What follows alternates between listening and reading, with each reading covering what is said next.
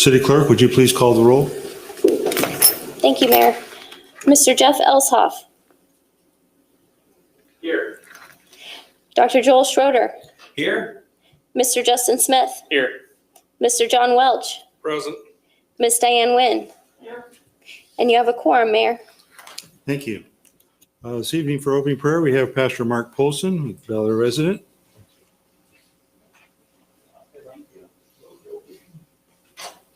Bel Aire. Father, we go into this Thanksgiving coming week, we just want to pause and say thank you. Thank you for the many blessings. Thank you for the blessings of this community, Bel Aire. Father, we thank you for Mayor, for those city council members who sit around this table, the time that they give to this community, the veterans, the residents. We pray for them and their families. Father, we just lift up the city administration, the staff, Father, for those who are in law enforcement, emergency services. We just pray that you would just continue to bless them with your protection. And Father, we just continue to pray for our community, for our state, for our nation, as we navigate through this pandemic. Father, we pray ultimately your healing, Father, and just protection for those in this community who are ill, who are quarantined, who can't work. We pray that you would just bless them with your provision. Father, for this meeting tonight, we just pray that you would just bless with your wisdom, with your discernment on each discussion that takes place and decision that's made. We pray that you would just bless with your wisdom. Father, we just want to thank you again for your many blessings. Right now. Amen. Amen. Thank you. Would stand with me for the Pledge of Allegiance. I pledge allegiance to the flag of the United States of America and to the republic for which it stands, one nation, under God, indivisible, with liberty and justice for all.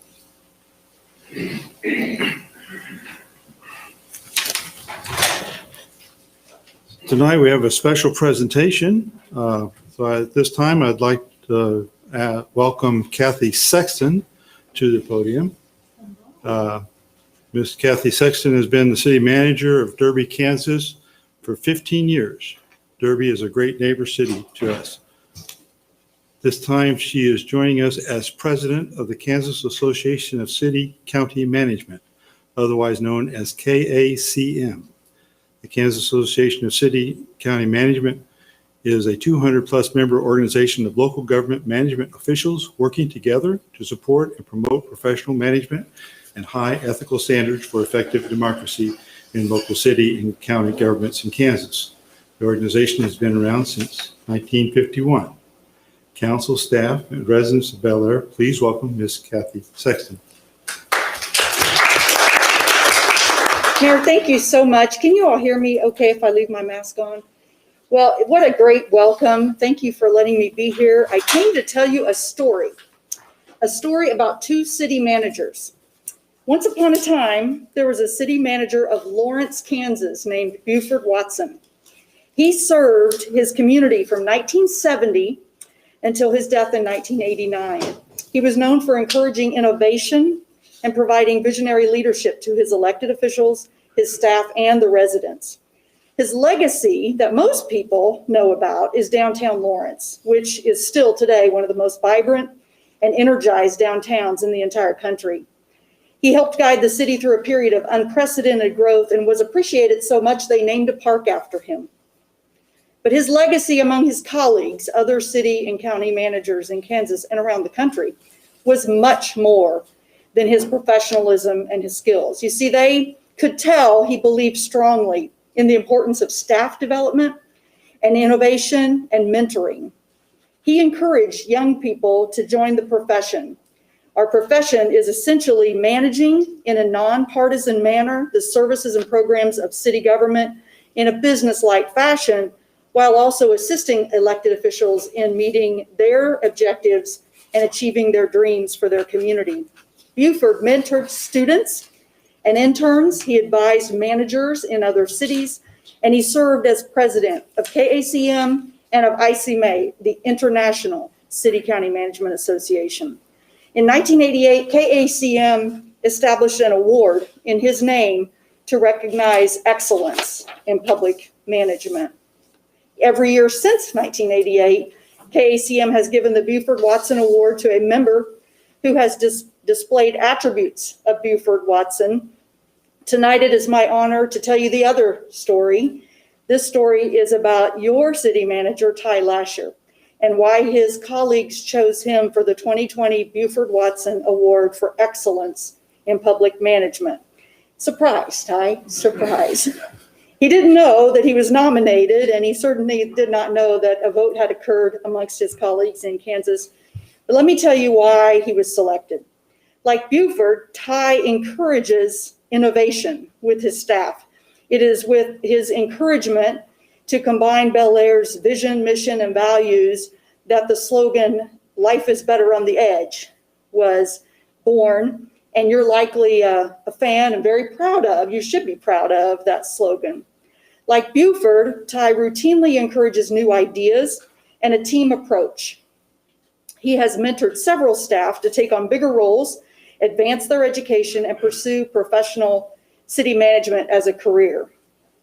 I think it's a testament that a number of his staff are here tonight and otherwise didn't need to be. So thank you all for coming tonight. Ty puts a high value on quarterly conversations with the frontline employees and promotes a culture of transparency. He's a role model for the next generation of local government leaders and managers who are inspired by his integrity and his commitment. Like Buford, Ty has created a legacy of excellence in Bel Aire since 2007, and before that in Cheney and other communities. He is involved with colleagues in KACM and in ICMA. Like Buford, he consistently displays the highest ideals of the profession. I am thankful to have him as a colleague. I'm thankful that his wife, Denise, who came in, there she is here tonight, and I'm thankful to her and the whole family for supporting his career. Mayor and Council, would you please join me in recognizing Ty Lasher with our state's highest, greatest honor in city management, the Buford Watson Jr. Award for Excellence in Public Management.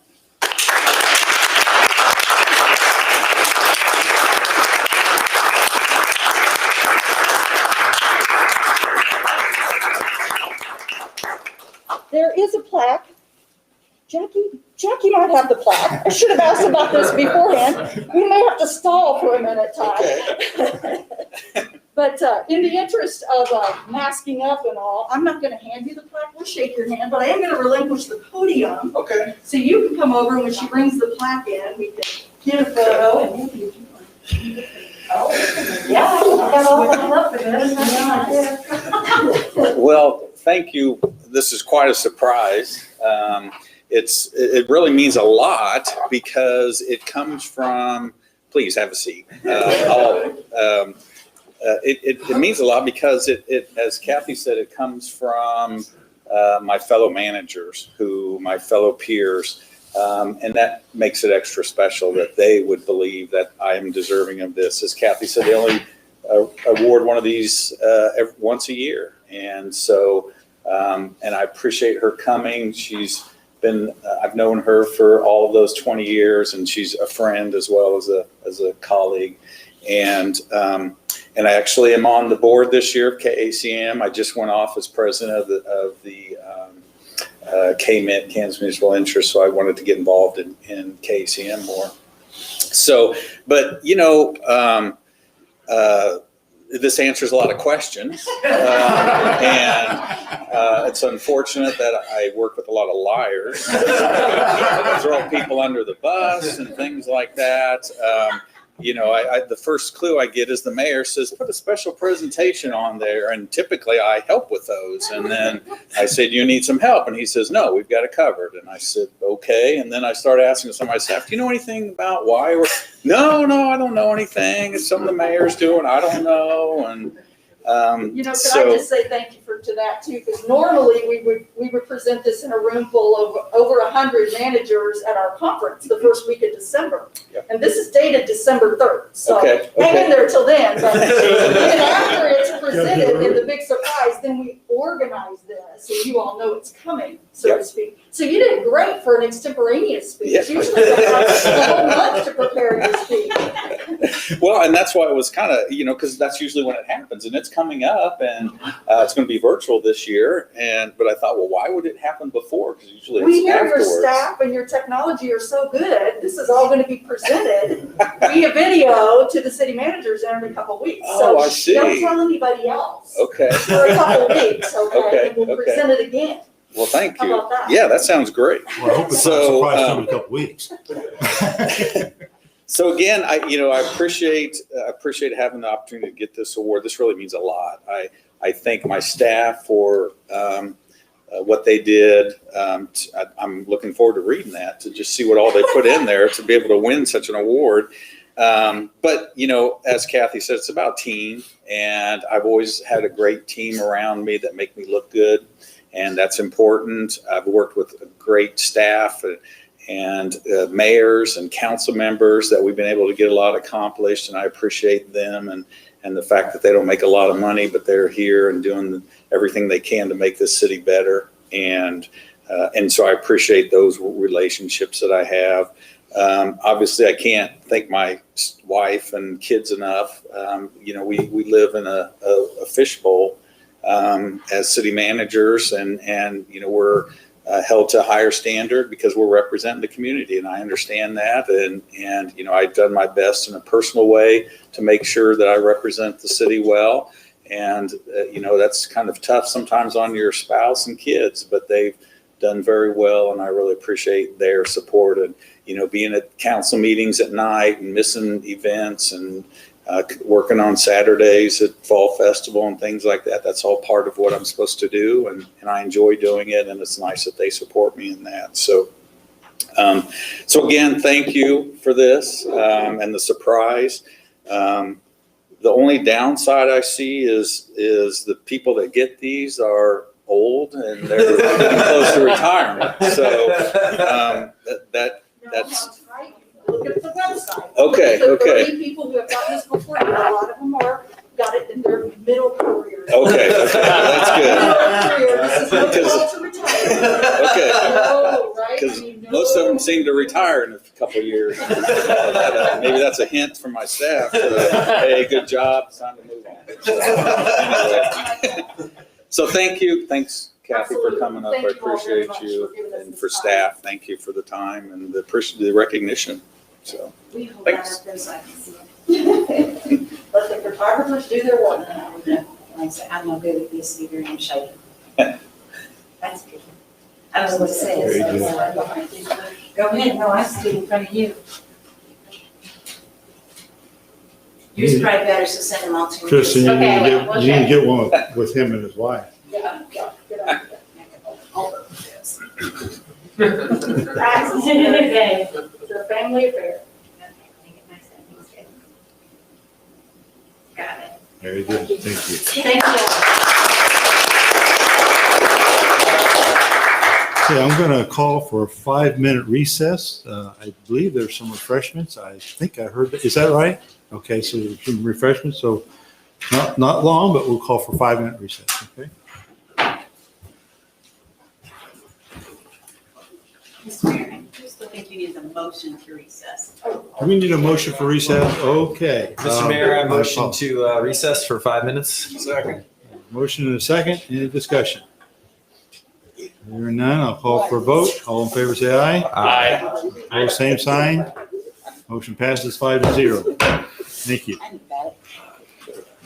I knew about it. There's some cookies and things out there, guys, if you The want. cookies are to go, so you don't need to open Oh, them. okay, yeah. You want to gouge them down right away?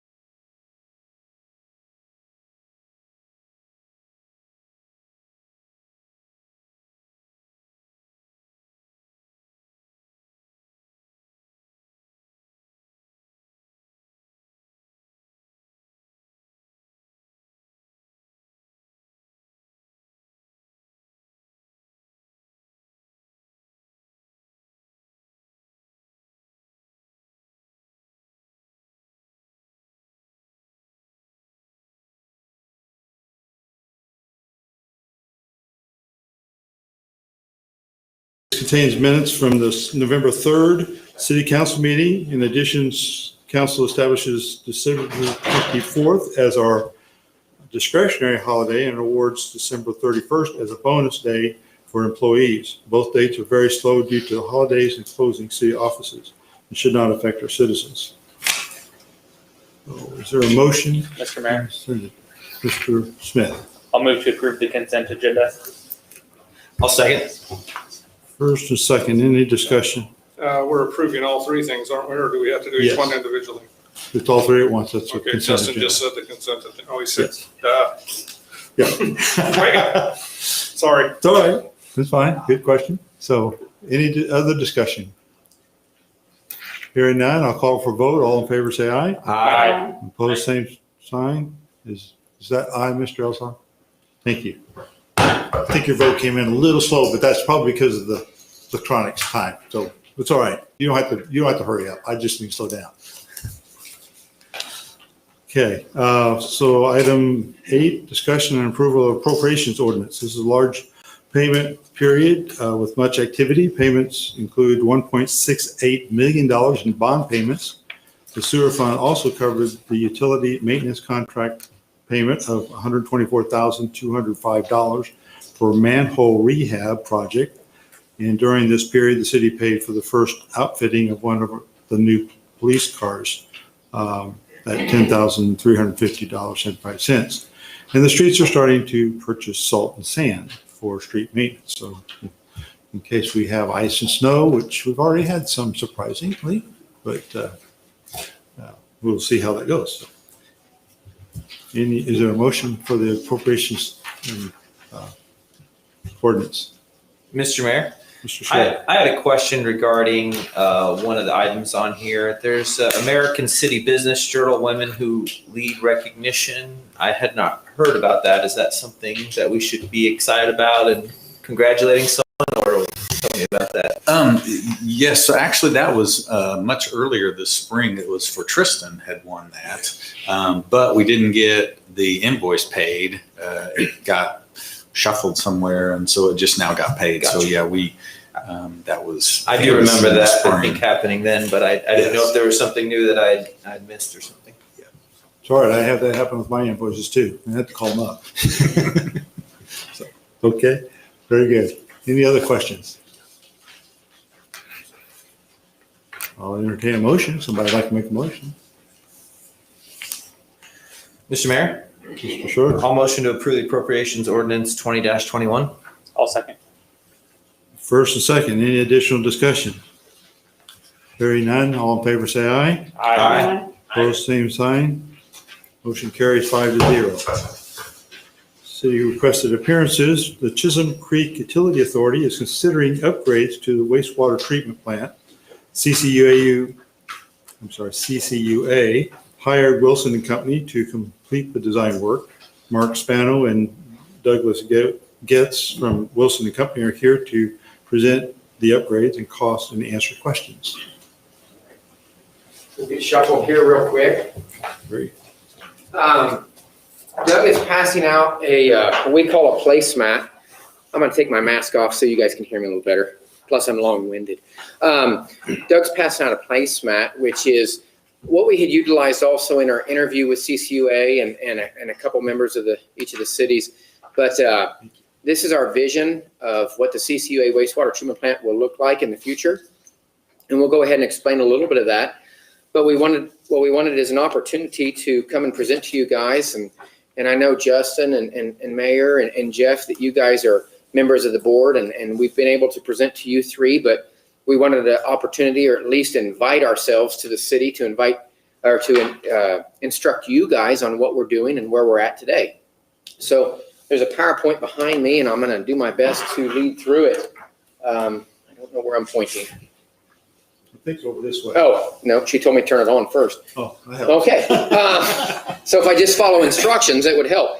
So what we want to do, first of all, is just inform you guys about what the issues are at the wastewater treatment plant.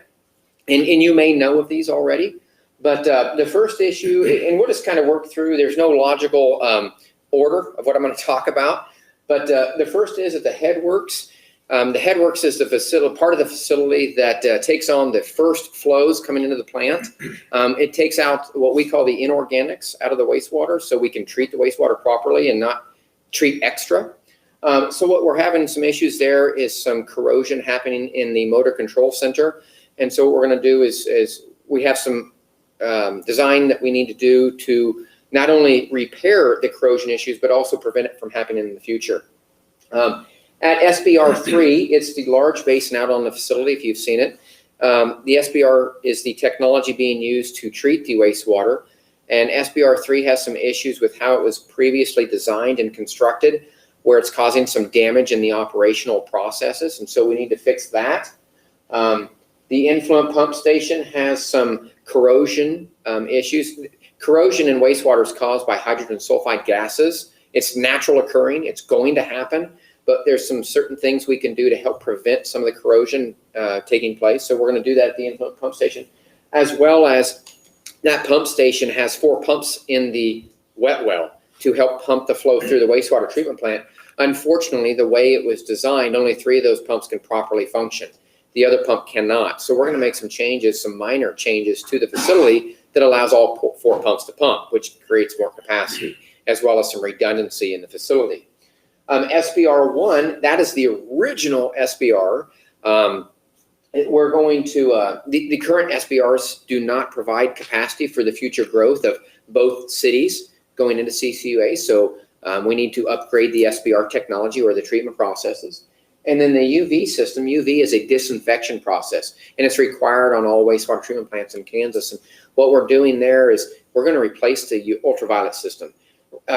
Currently, the ultraviolet system is about 25 feet in the air.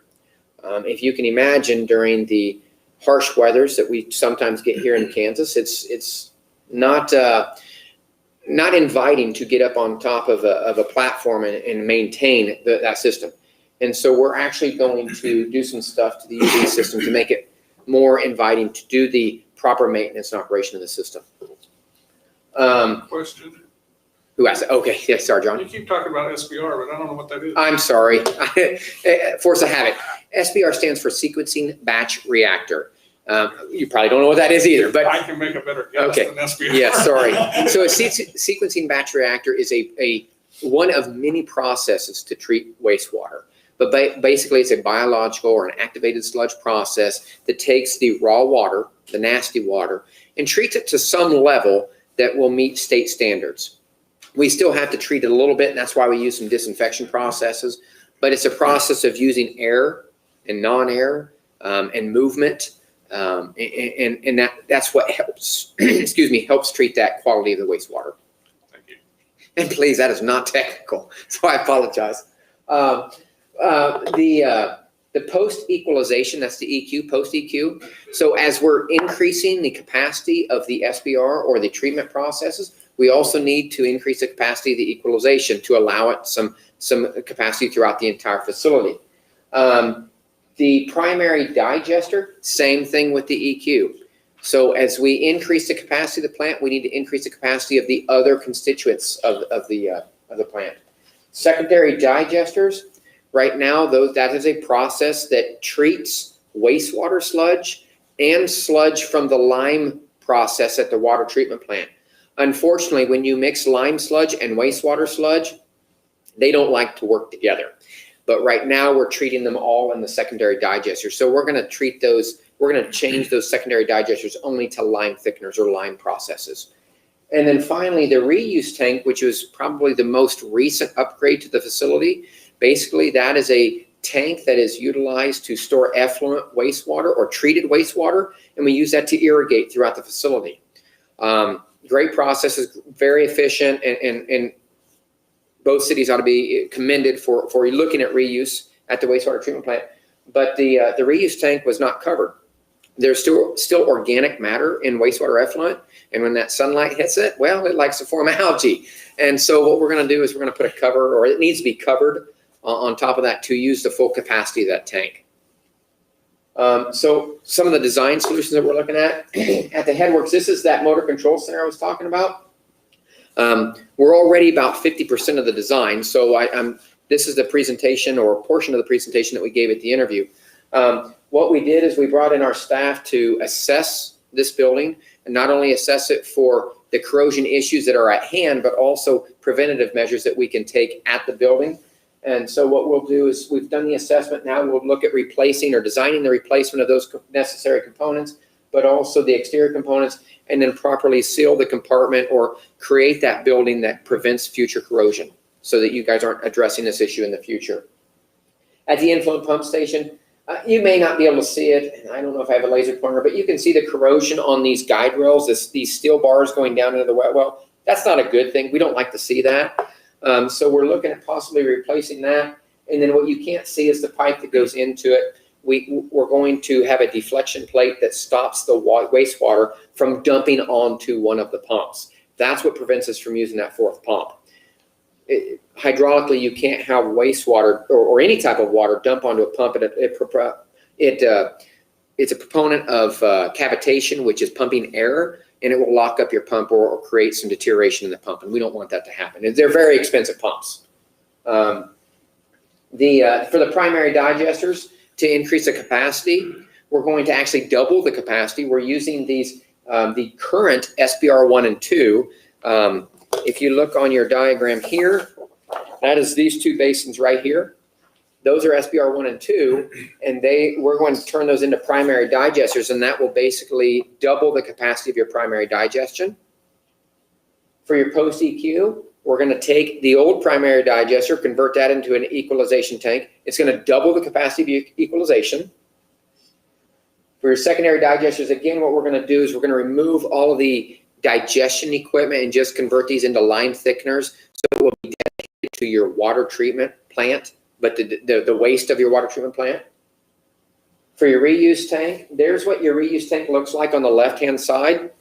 No cover. We're pretty much, we can't use about the top 4 to 5 feet of that tank. I believe that's what Randall had indicated. So if we put a geodesic dome, this is what our plan is. It won't look exactly like that. That's just a sample. But if we can put a dome or a cover on top of that, then we can use the full capacity of that tank. So. That dome will filter out the UV, the Yes, it will. natural light. Yeah, it'll be dark as night inside. With your sequencing batch reactors, I don't have any pictures here, but you have SBR3, and we're going to add 2 more tanks the size of SBR3. So it's going to add 50% capacity. If you can take I don't know how to image this, SBR 1 and 2 together are the same size as SBR3. We're removing SBR 1 and 2. Those are going to be primary digesters, and we're going to add 2 more SBRs the same size as SBR3. So we're adding 50% capacity to your SBRs or to your primary treatment process.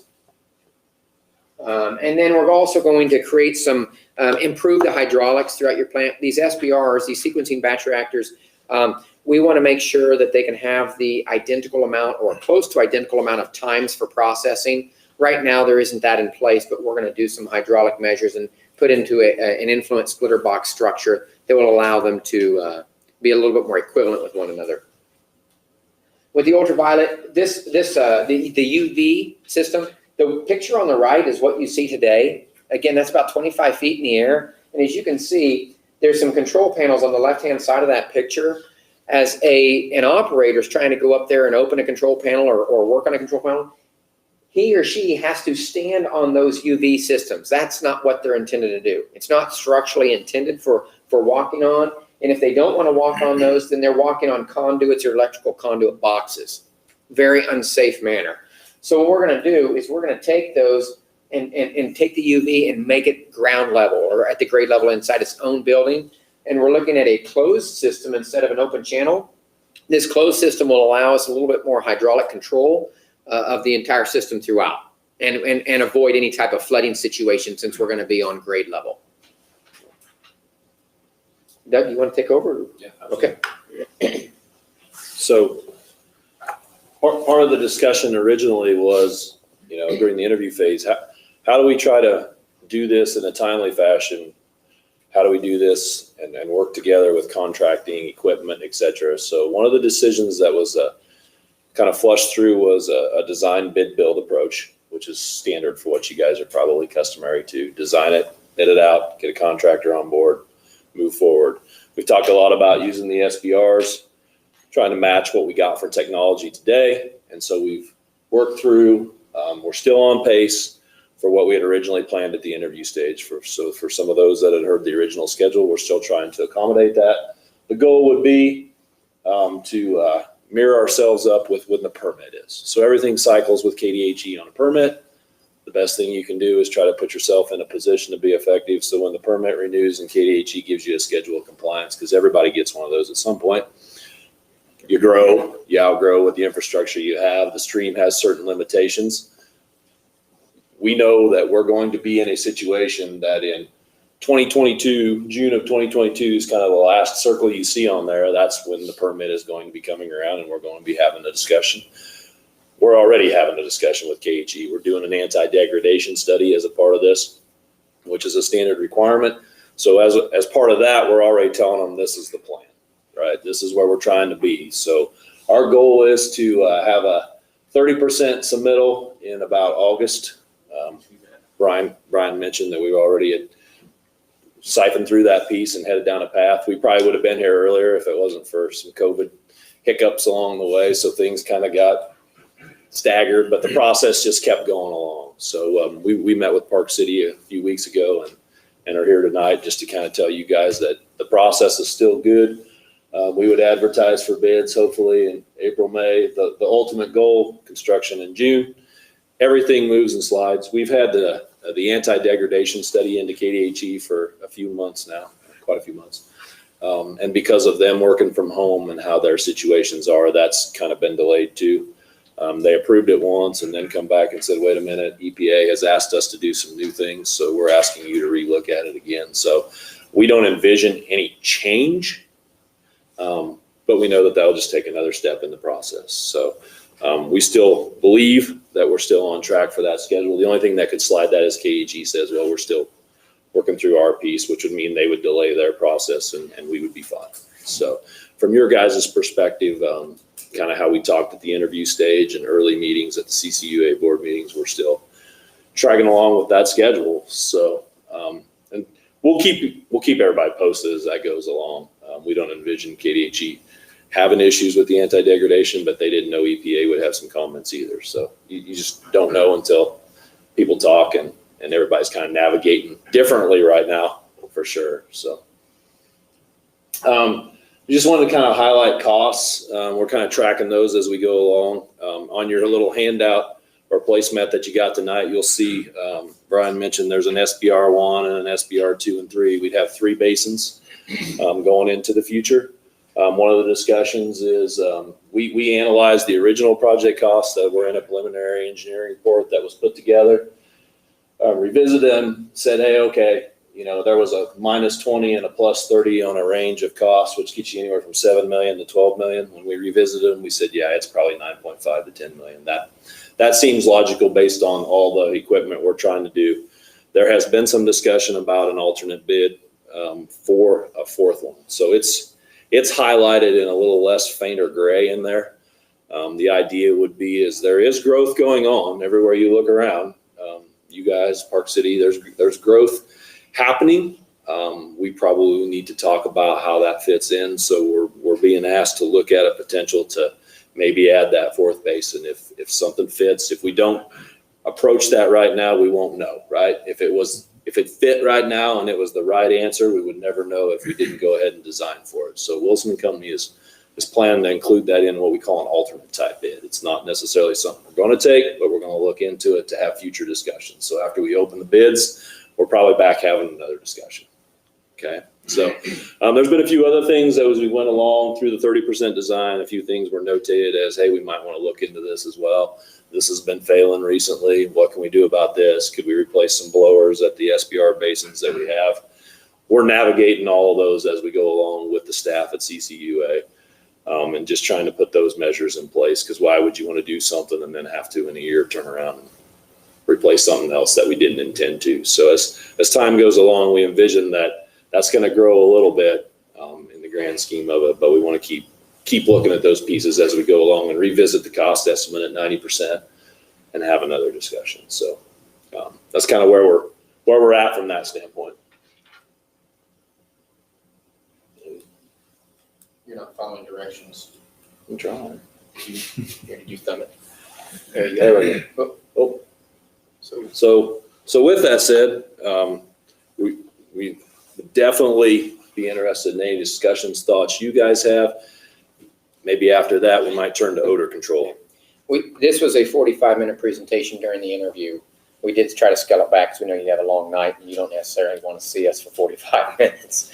But do you guys have any questions regarding what we're doing at the facility, current status, you name it? If you have questions, now would be a good time. If we build that full-size facility, do we have enough pipe coming into it to use that capacity? You have sizable pipe to do it, yes. And with what we understand with your guys' expansion and Park City's expansion, it's probably wise right now at the interest rates that CCUA is looking at. Now would probably be a time for that growth versus say 3 to 5 years from now, when rates would be expected to increase from where they're at today. So yes, you want to build for extra growth or some conservatism so that you're not doing another project down the road.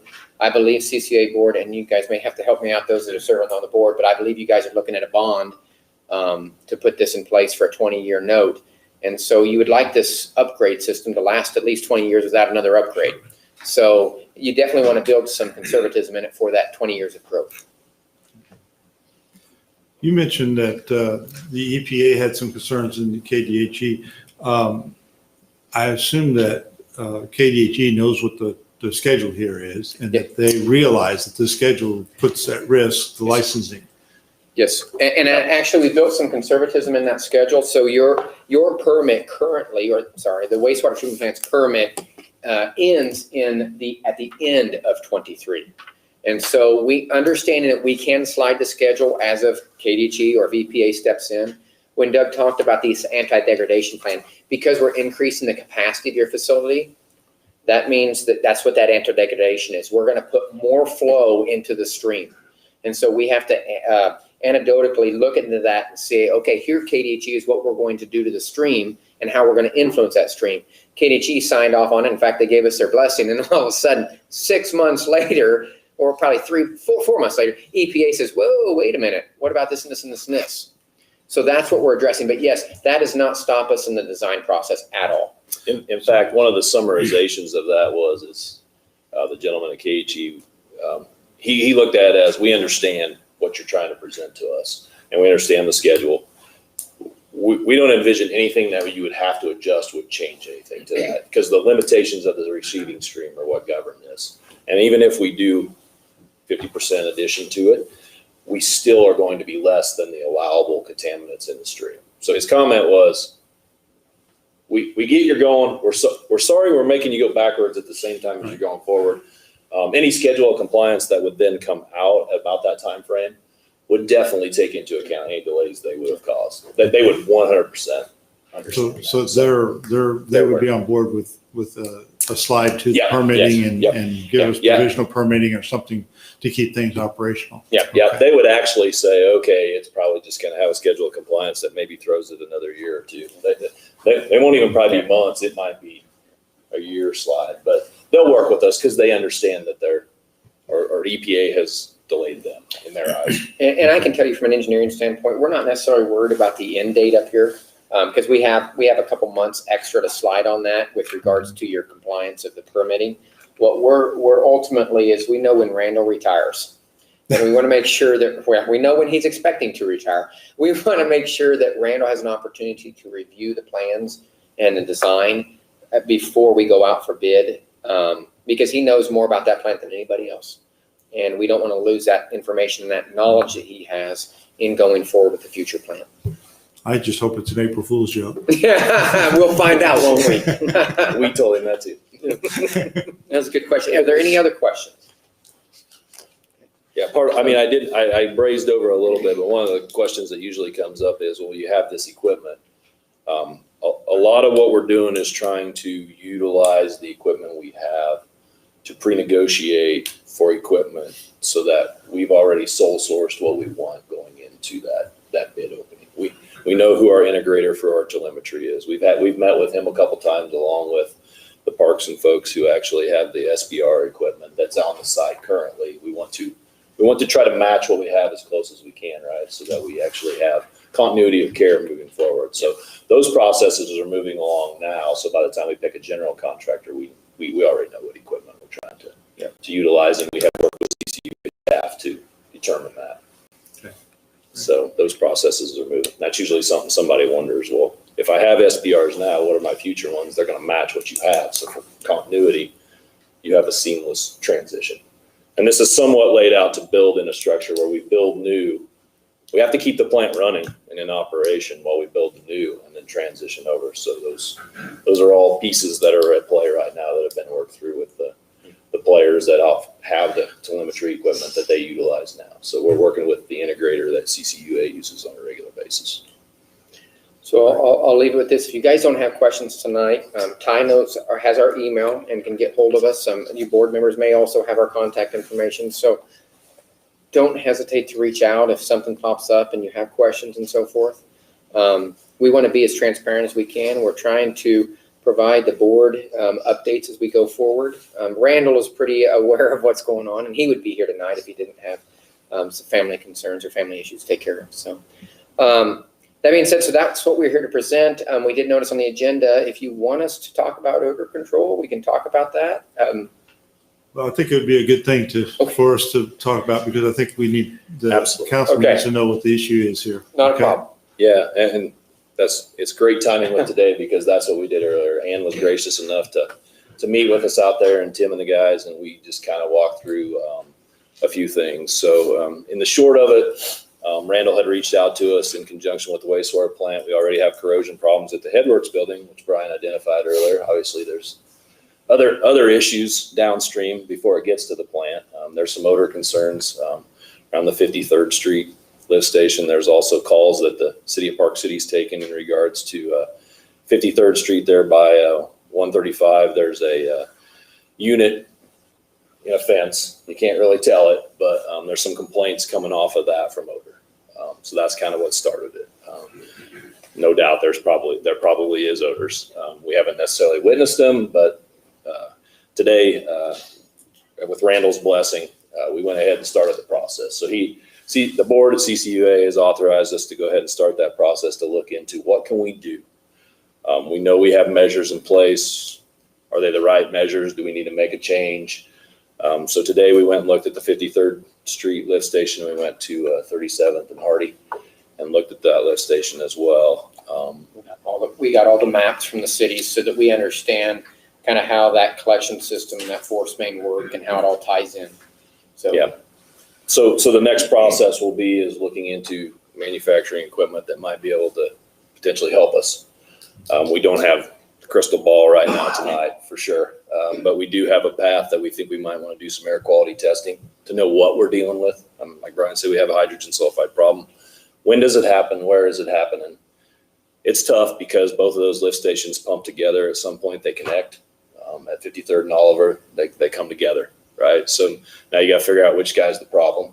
Maybe they both are. Maybe they're not. Tonight we were talking about the Rock lift station actually pumps, and eventually that flow ends up in the 53rd Street lift station. So there could be a detention time problem there. So Tim's kindly given me all the flow data off some lift stations. We've run some numbers preliminary. We'll be able to give you some updates in a couple months on where we think that might head. We're leaning towards some discussions regarding potential attacking the issue at the lift stations before it becomes septic. It's becoming septic at some point, and then the comments or the complaints are coming of the air release valves at that unit that's trying to help fix the problem, no doubt about it. And it's probably doing a great job of what it's doing currently. It's just that we're probably septic before we get there, so we need to probably try to keep it from going septic, which might be something like some oxygen at the lift stations. We just got to evaluate where's the best fit for that, right? And so right now CCUA has asked Wilson, can you complete a study? And so we're just at the beginning stages of that study and doing an assessment of where we can take care of this odor issue and so forth like that. So the end result or the deliverable will be some type of report that we'll provide to the board. I can't imagine the board won't share that with the cities. We understand our contract is with the board, but at the same point, you guys are part of the board. So we, as long as the board allows us to tell you guys, we'll tell you whatever we can. But So we're under contract. As soon as we get that study, we'll give it to the board, and then it probably will be asked to come and present that, and we'd be happy to come and present that to you guys.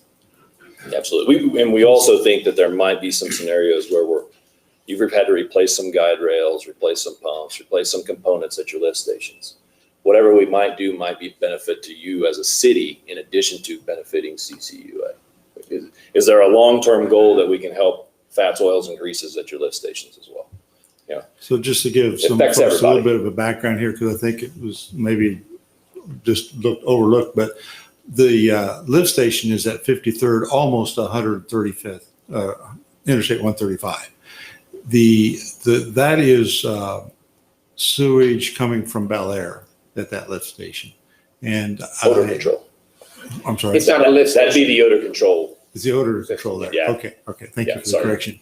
But it is coming from the city of Bel Aire. So it is of concern to us. It affects the businesses right there because it does smell when when those valves release. It does smell. I was there when it did it, and it's not a pleasant place to be around. Okay, and I can appreciate their concern, and so we'll see what the results of the study are. But that's where it comes from. It's flow down 53rd, even though it's in Park City. It's primarily flow from Bel Aire. Yeah, that's a good summary. We kind of jumped forward before we went backwards. Yeah. And it took me a while to understand that, and I thought, well, unfortunately, some of the folks here don't know that because I didn't know it, and so I took a little. And we're chasing it basically from the wastewater plant backwards. Right. You know, you pump it to the wastewater plant. We know we have problems at the wastewater plant because we see the corrosion. That's a byproduct of all that. So now we're chasing it backwards. We have odor control right before the wastewater plant, a couple miles before or a mile before. If you work yourself backwards, that's your lift station. That's Bel Aire's lift stations. And the first two that are the next pieces are 37th and Hardy and 53rd Street. So that's why we started there today. And it was nice to have Tim send me some flow data beforehand that we could start to analyze. You know, a lot of that becomes septic just by how long it has to travel. If it ends up being pumped miles and miles and miles until it ever gets there, there's a high likelihood that we're going to have septic sewage that will cause problems. Then that facility or system at the odor control isn't necessarily wrong. It's just septic by the time it can only do what it can do. Right. And we're not exactly sure why it was put there, but Okay, that's okay. I mean, that's what it is. it is, it's there. That's what it is. We're not necessarily looking to remove it, but how could we potentially help it? And then our discussion today maybe led into more, how could we also help the city of Bel Aire with any lift station problems that you might have? If we got further downstream into your lift stations, we probably could help situations that you have currently, i.e. replacing guide rails, replacing pumps, electrical components that might get eaten up, right? There's ways to help everybody at the same time, not just necessarily take that odor complaint away, but also save on your components that you have currently for infrastructure. It's kind of where we're thinking of taking that. But we'll look forward to finding out what you're doing. Yeah, we are too. Yeah, absolutely. Did you have a question, Diane? I'm sorry. Oh, okay. Any questions regarding that? All right.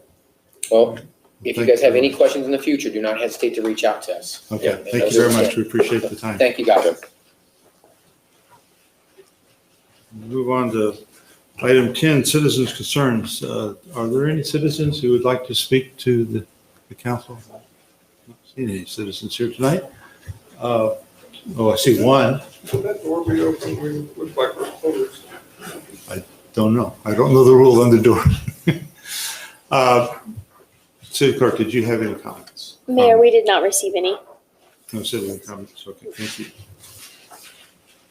Should the door be open or closed? I don't know. It should be open. Okay. Get it open. Move on to council member reports. So, Mr. Welch, would you like to start off? Well, of course, I wasn't thinking about a report. My only report, I went to the groundbreaking for the clinic in a can. They're going to be a positive for Bel Aire.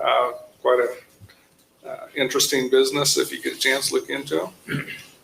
Other than that, I have nothing else. Thank you. Mr. Smith. I have no report this evening. Mr. Elsop. I have no report, Mr. Mayor. Thank you. Dr. Schroeder. I have no report. Ms. Nguyen. Well, I think some people may be wondering why you haven't seen much of me for several weeks. My son has been in the hospital very ill. Can you speak in the microphone, please? He is now home and doing somewhat better, although the prognosis is not wonderful. So, but I was bound and determined I was going to be back and trying to be here on a regular basis now. The citizens elected me to do that, and so it's my job. Okay, thank you. Move on to my report. So on November 5th, I emceed the groundbreaking at Clinic in the Can, just like Mr. Welch had talked about. Exciting new business coming to Bel Aire. These guys repurpose shipping containers, so they make them into portable medical clinics. So I look forward to the grand opening sometime in the spring. On November 9th, I visited the Webelos with Boy Scouts Troop 585. Had a lot of questions about what's going on in the city and things that are happening. So it was exciting to see them young people very interested in local government. And November 12th, I listened to a virtual lecture by Dr. David Welch, who is the son of Councilmember John Welch. Dr. Welch is part of a team at Columbia University that found a spectrum of UVC light. We just heard about UVC light. But this spectrum kills flu virus, including coronavirus, and the spectrum of UV light is not shown to be harmful to humans, which is pretty cool. It is one of multiple scientific research activities that is showing very positive results to address the coronavirus. It will take time for the research to result in solutions used in everyday life, but the research is outstanding. So it's great to see a former Bel Aire citizen make such an accomplishment, and congratulations are in order for his team at Columbia University. Yesterday, the city manager and I visited with Sedgwick County people about building support to have KDOT build an interchange at K254 in Webb Road.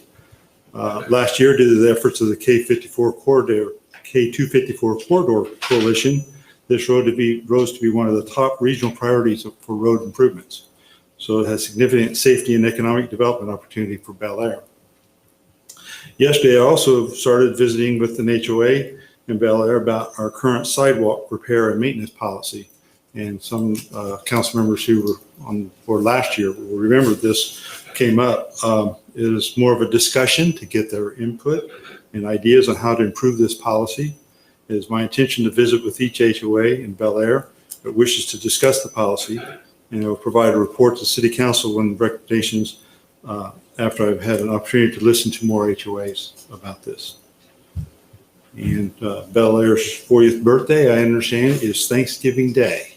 So I hope everyone has a great Thanksgiving celebration. In spite of the coronavirus and many other current problems, we still live in the freest, safest, and strongest country known in the history of mankind.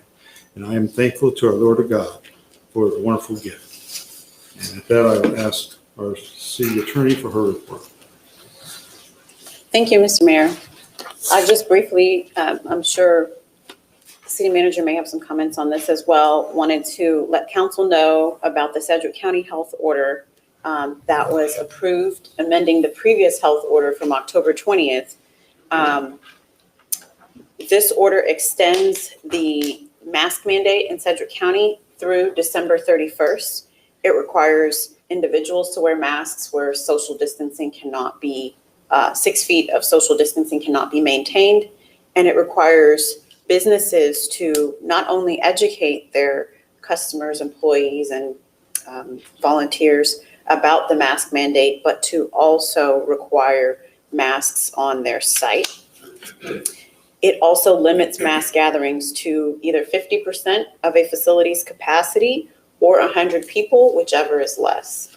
Those are the major things it does. There are quite a few exceptions, such as organized sports through CASA or through the state, medical conditions, restaurants when someone is eating or drinking, court, and where physical barriers actually create that protection, or nail salons and other facilities where contact is not, where service without contact is just not possible.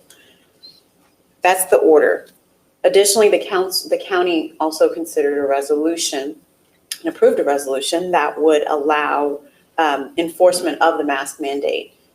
This enforcement would be effectuated through a fine. So code enforcement officers, law enforcement officers, and other partners could enforce the mask mandate, and the maximum penalty would be a $500 fine. Part of that resolution, so they did pass that resolution. In addition, they asked that cities within Sedgwick County, so that resolution would certainly cover the unincorporated parts of Sedgwick County, but they asked that cities within Sedgwick County consider passing our own resolutions to require the enforcement of this order within our cities, and to partner with the county to effectuate that enforcement. So it would be a partnership between the county and the city enforcing the county code. The county resolution. That would be one, and the council will consider that tonight.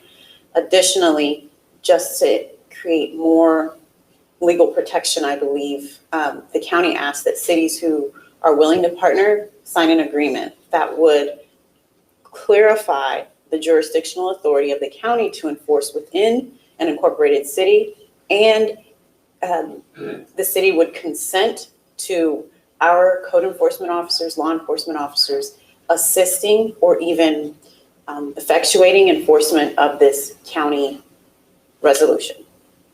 So that's kind of a lot, but those are the 3 steps in place. The order is already in place. It is applicable in Bel Aire. Council tonight will consider whether council wants to pass a resolution and an agreement with the county as well. Thank you. Moving on to the city manager's report. Yes, Mayor, as you had mentioned, November 26th is the Bel Aire's birthday, 40 years old. And we struggle with celebrating this year at the same time respecting the pandemic and the health issues that it creates. And so staff is constantly looking at what are we doing as a city, what are we doing as a staff to protect the citizens and yet enjoy the holidays and our celebration. So we are moving forward with the December to Remember holiday event, although it's going to look very different as it has from what it has in the past. So we just put this together. It's going to be going out in the water bills, but basically it's still scheduled on December 5th, which is a Saturday. But the hours will be from 6 to 7:30. And basically it's going to be a drive-by event. So we are going to have some trees decorated. Public Works has, in their downtime, they have put together a tree that's going to, you could read messages on it, and it will make different lights based on music. So we're going to have that out there. We're going to decorate the lights or all the trees out there. So we're going to encourage people to drive by. We'll have Santa here and he'll wave at people. We're encouraging, or we're actually advising everybody to stay in their vehicles, and they can come and drive by, and then we'll have the fireworks. And again, they could park here at City Hall. They can park at the Northeast Magnet or Isley and watch the fireworks. So we're still going to try to celebrate our anniversary and have some holiday fun. At the same time, encouraging people to stay in their cars and just enjoy the lights and the fireworks. With that, Brian and I have been working with Jackie on the rec center. How do we keep that open and what that looks like? And I'll be sending out some additional information this week to the council members on exactly what type of programs we're going to have, what limits we're going to have, and how we're going to comply with what we're doing and the new health order that Jackie had talked about. Christmas is just around the corner. We know that. And again, we're sponsoring the Christmas light contest. So first place is a $250 Visa gift card. Second's a $150 gift card, and third is a $100 gift card. Again, we're hoping that this gets people out of their house safely to drive around and enjoy looking at Christmas lights in Bel Aire. And it's open to all Bel Aire residents. You simply submit one photo and entry form that you can get off the website. Deadline to enter is December 13th by noon. And then the contest will be held on the Bel Aire Recreation Facebook, where we ask for votes for the best display. And then the entry with the most likes by December 21st at noon will be the winner, second place, third place. So again, hopefully people can get out and decorate their houses with the warm weather, and then we'll have people driving around and enjoying that. The last thing I wanted to mention is, as council knows, the annual League of Kansas Municipality Conference is usually in October, and of course it was virtual this year. But one thing that the league does is they recognize long-term city employees throughout the state, and we actually have 3 that would have been recognized this year. Brian Hayes, who's our rec director, and he's actually here, has been in Bel Aire for 25 years. Tim Ailemore at Public Works has been with the city for 20 years, and Glenn Thompson, who's a Public Works employee, has been with the city for 20 years. So we appreciate our long-term employees. And that's all I had, Mayor. Thank you. Going on to item 7. By the way, I want to congratulate the long-term employees. That was very, very good, and I'm glad to be able to stay with us for so long. We appreciate the help. So thank you. Great place to be. Good. We'll move on to item 7 then. So this is ordinance to authorize the city of Bel Aire to issue taxable industrial revenue bonds. WAM Investment has completed their 2 spec buildings in Bel Aire Industrial Park.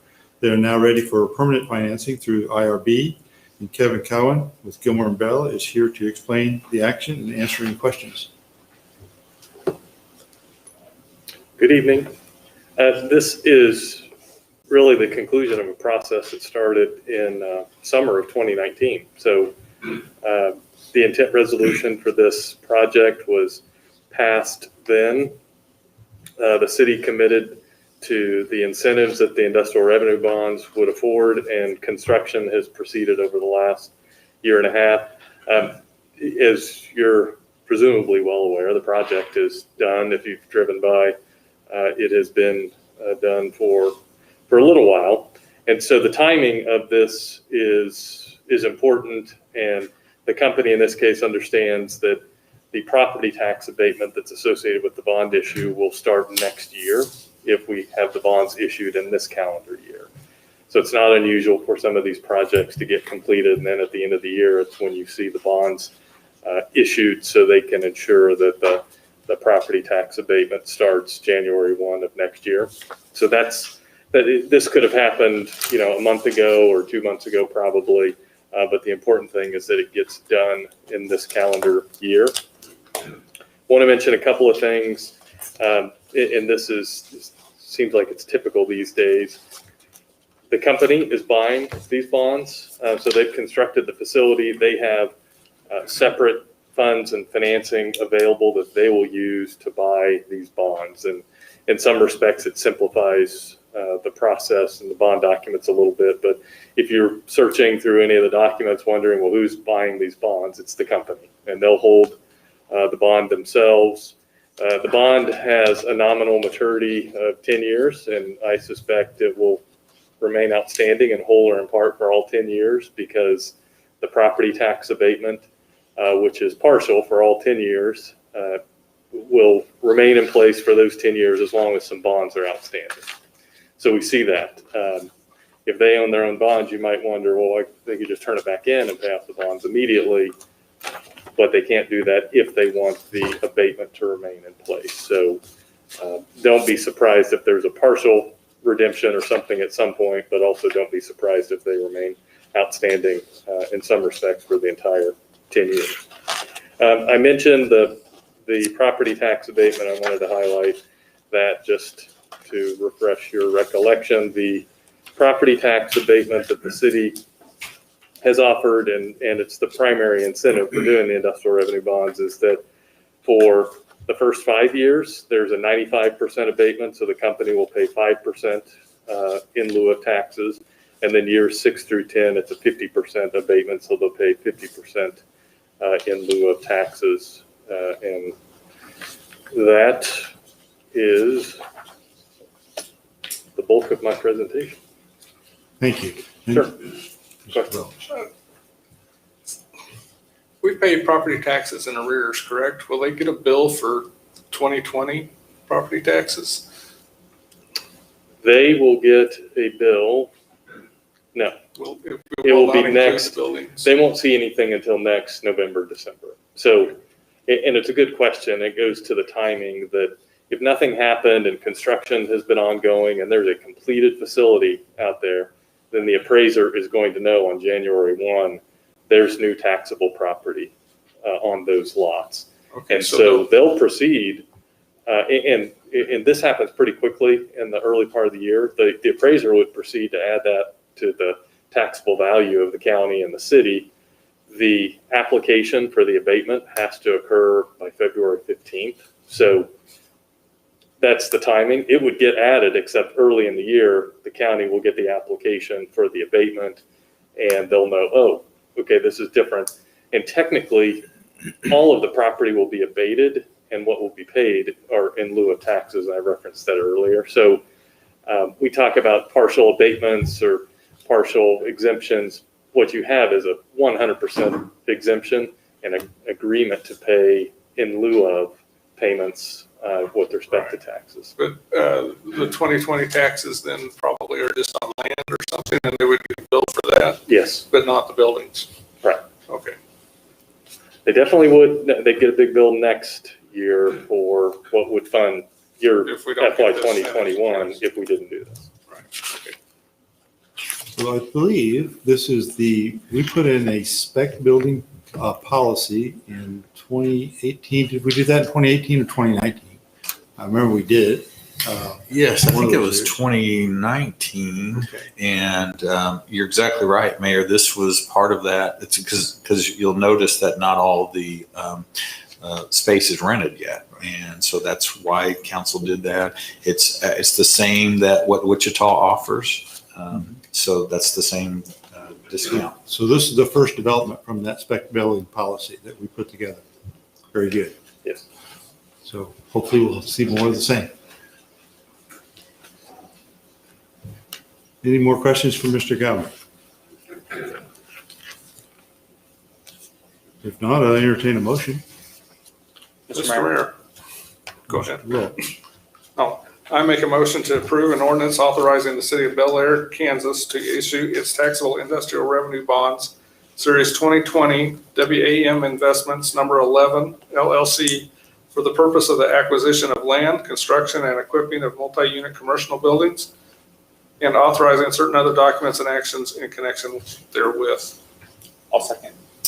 first and second, any additional discussion? Hearing none, I'll call for a vote. All in favor, say aye. Aye. Opposed, same sign. Motion carries 5-0. Item B is consideration of a supplemental agreement with Caw Valley. And at the October 6th council meeting, council approved contracts with Caw Valley for engineering services for Bristol Hollows, Phase 1 sewer and water. These two supplemental agreements give further details about the scope of the services provided and payment provisions. Our city engineer, Ann Stevens, is here to explain the agreements and answer any questions.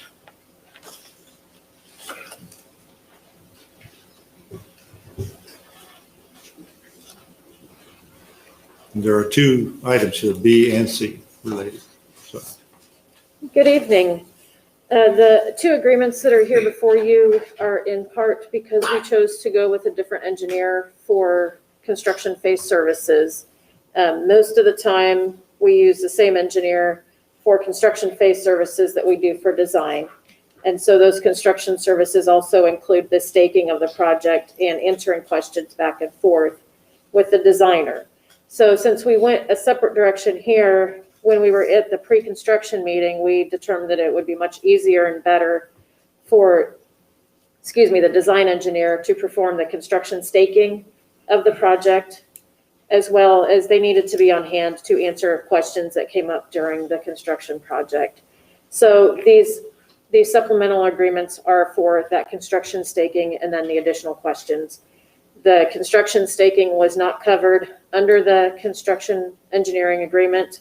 So neither of the companies that we are using for the water, sewer, or the paving and drainage, which will be coming to you, I would assume, in December 1st, neither of those are covering those staking questions, so we are not paying for that twice. Hopefully that makes sense. It's a little bit convoluted, but we are not paying for anything twice, and this is something that we need. Short and sweet. I hope they're not out there lost what they're supposed to do because the staking hasn't been done.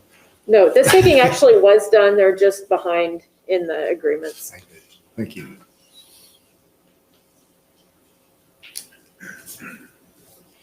Any questions from Ms. Stevens? Mr. Mayor, Mr. Smith? I'll motion to approve a supplemental agreement with Caw Valley Engineering for design-related services for Bristol Hollow Addition Phase 1 Utility Sewer and authorize the mayor to sign. Motion, is there a second? I'll second. First from Dr. Schroeder and second from Mr. Smith. Any other questions, discussion? Hearing none, I'll call for vote. All in favor say aye. Aye. Aye. Opposed, same sign. Motion carries 5-0. And we have item C as well. We have to call a separate motion for. Mr. Mayor, Mr. Smith. I'll move to approve the supplemental agreement with Caw Valley Engineering for design-related services for Bristol Hollows Addition Phase 1 Utilities Water and authorize the mayor to sign. I'll second. First and second, any discussion on item C? Hearing none, I'll call for a vote. All in favor say aye. Aye. Aye. Opposed, same sign. Motion carries 5-0. So item D, I guess we need you for that one too, don't we? I thought I'd help Jackie out a little bit since I put it together. Good. Okay. So woodlawn expansion requires any utilities located in the right of way to be moved prior to construction. So the city of Wichita has a water main that needs relocated. Since Bel Aire is moving some water and sewer mains, Wichita would like Bel Aire to handle their project, and they will reimburse Bel Aire for those costs. And Stevens is here to explain the project and answer any questions. So similar to the 37th Street project, which Wichita handled, we actually relocated a water main under Wichita's watch. They handled the design, they handled, well, the consultant handled the design, they handled the bidding, they handled the construction observation, they handled pretty much everything. We just wrote them a check after it was all done. So it's going to be a very similar situation with Woodlawn. This time it's Bel Aire that is doing the design and bidding the construction and doing all of that work. Wichita has already paid MKEC, our design engineer, to design the improvements. That part's handled. They are getting a separate agreement with Garver for construction observation. So that check mark is handled. The only thing that the city of Bel Aire will be doing is we will be including their construction portions, their design, into our project and bidding it out as one lump sum. Since the contractor is going to be in the area anyway, it's better to have one person doing it than two people trying to run over the top of each other. So that's what we have. This agreement was modeled on the one that we used for the 37th Street project. I worked very closely with Jackie as well as the city of Wichita's engineering staff. They ran it through their attorneys. So that's where we are at with this agreement. I do anticipate that the water and sewer relocation will probably be bid. I would assume it'll be bid here fairly soon. You will probably see it at your December 14th, 15th agenda, that second meeting in December. Thank you. Any questions or discussion concerning this contract?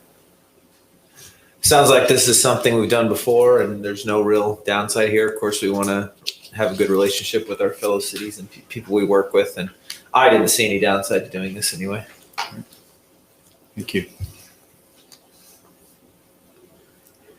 We have a motion.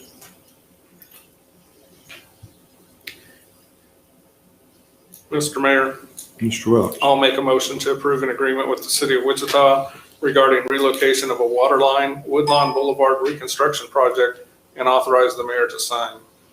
I'll second. First and second, any additional discussion? Hearing none, we'll go on to a vote.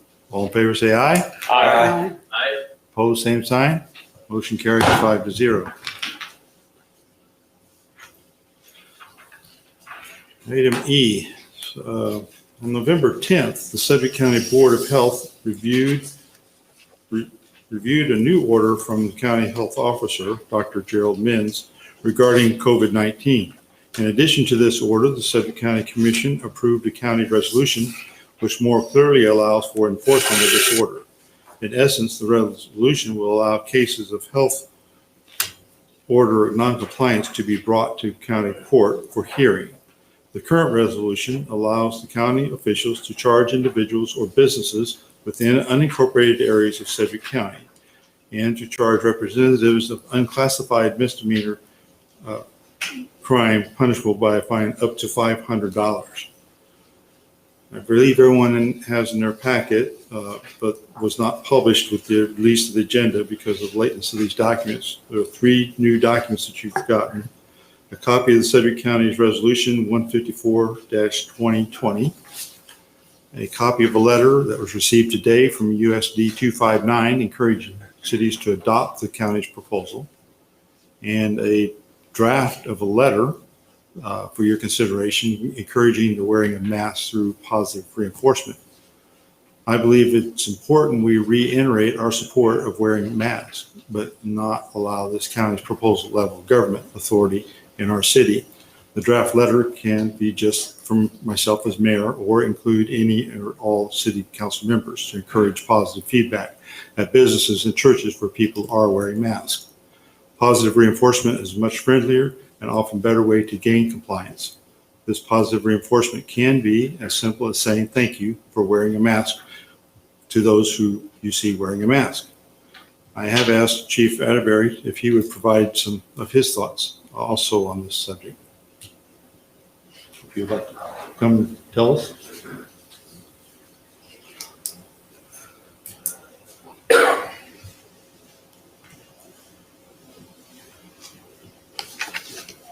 I'll answer any and all questions. Okay. Is your mic on first? Yes. So one concern that I had about if we would adopt the county's proposal, what would the impact to our law enforcement, your police officers? Well, I don't think you're going to see a lot of impact unless there's enforcement. Now, many of the things that I've seen in the past several months having to do with mask enforcement have ended up on national news. I really don't want to be on national news for that. So that is, of course, a concern because the situations that I've seen involving people who don't want to wear masks, they are not cooperative to begin with. And even after the ask and then the tell, they've had to be arrested for violations. And these are in other states. I don't know that we've had any here in Kansas that I can think of, but that is, of course, a concern. And that's a negative that could impact our city. So I am, of course, concerned about that. Having another toolbox in the tool is usually a good thing. And that's the way I refer to our ordinances and the laws that we have to work with. There are tools that are available to us for enforcement. But the fact that we have a tool in the toolbox does not mandate that we use that tool. We can use other tools in the toolbox. And in a discussion with the manager earlier today, we discussed somebody who might have an exemption to having to wear a mask. If you read, and I think you all have the 2010 order from the county, on page 4, there's a convoluted explanation that says if you have an exemption, you tell the business. But then at the bottom, and that leads you to believe, well, you won't have to wear a mask. But then what complicates matters for law enforcement under this order is the mere existence of possible exemptions to mask orders in no way releases the business or organizations from its duty to ensure the individuals are complying with the aforementioned requirement to wear a mask or other face covering. So it puts us in a bind a bit. We ask our officers to go out and do a lot of things and usually not be Solomon when trying to decide situations. Some of these situations are going to be difficult, but the discussion I had with the manager was that we'll run into those and we'll have to talk with people and explain what our position is in regards to the order from Dr. Menz. And we will try to seek cooperation. If they don't want to cooperate, it's always available an option for the business to say, I don't want them here. In that case, they would be asked to leave. And if they refuse to leave, that's a trespass. We would prefer not to do that, but that's a tool that's available to us. If they make a big scene, it could be disorderly conduct. So if we have a mask ordinance here, we could charge them with disorderly conduct or trespassing and not wearing a mask, okay, along with the county's resolution here. Or we could just charge them with disorderly conduct or trespassing, what's ever appropriate. We would appreciate cooperation from our citizens and those visitors and to our city that they would comply with our laws, with the laws of the county and state. But not everybody does. That's why you have me. Does that answer some of what you were curious about? Okay. Mr. Mayor, Mr. Smith. just to be clear, if somebody walks into a business and they're not wearing a mask, and that business owner asks them to wear a mask and they don't want to, that business owner is entitled to ask them to leave. That's correct. And if they don't, then they can call you and you'll help them take care of that at that point. Yeah. Okay. Yes. And that's as it is today with no additional action. That is correct. Okay. Have you had any complaints along those lines? Have you seen lots of people not wearing their mask at businesses? I'm not going out, so I'm not seeing Election day, when I went to vote downstairs, there were 4 or 5 people at the very front of the line, and a nice lady came up and said, hey, they're not wearing masks. So I just called out. I was dressed like this. I just called out to them that they should have their masks on, and they immediately donned their masks. There wasn't an issue. There are people who will refuse because there are difficult people in the world. And those I think, are the ones that the mayor was curious about. What are we going to do with them? Well, we're going to do what we always do, and we're going to try to talk them into compliance. And then if we have to, we'll dig into the toolbox to use what's available to us to handle the situation. Okay, so it sounds like you don't really think that we need to pass this ordinance. I didn't say that. It's not whether or not you're for masks, but you just don't think this is It's necessarily something helpful. that is available to us, and the county is willing to help because it's not just that individual. It has to do with, and I'm going to defer maybe some of this to the city attorney, but it also has to do with their assistance with care facilities or large venue events, where we may not have enough manpower to handle that, but we could ask for the county to assist us. That kind of leads to my next question. If we really wanted to find somebody for not wearing a mask, can we bring in a county deputy?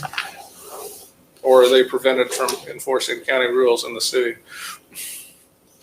I think they're asking our permission to be able to do so, right? Right, the most effective way for them to be able to come in. Typically now, if the county has an issue, they would first collaborate with Bel Aire Police Department, and Bel Aire would take the lead. Right. So But if Bel Aire says, I got this unruly guy over here, can you cite him for not wearing a mask? Can we bring a deputy in and do that, or are we prevented from doing that? I cannot say that you're exactly prevented, but it's a bigger hurdle when you're in, because the first question you ever have to answer in court is jurisdiction. Who has the authority to be in that jurisdiction? So you have to work that out.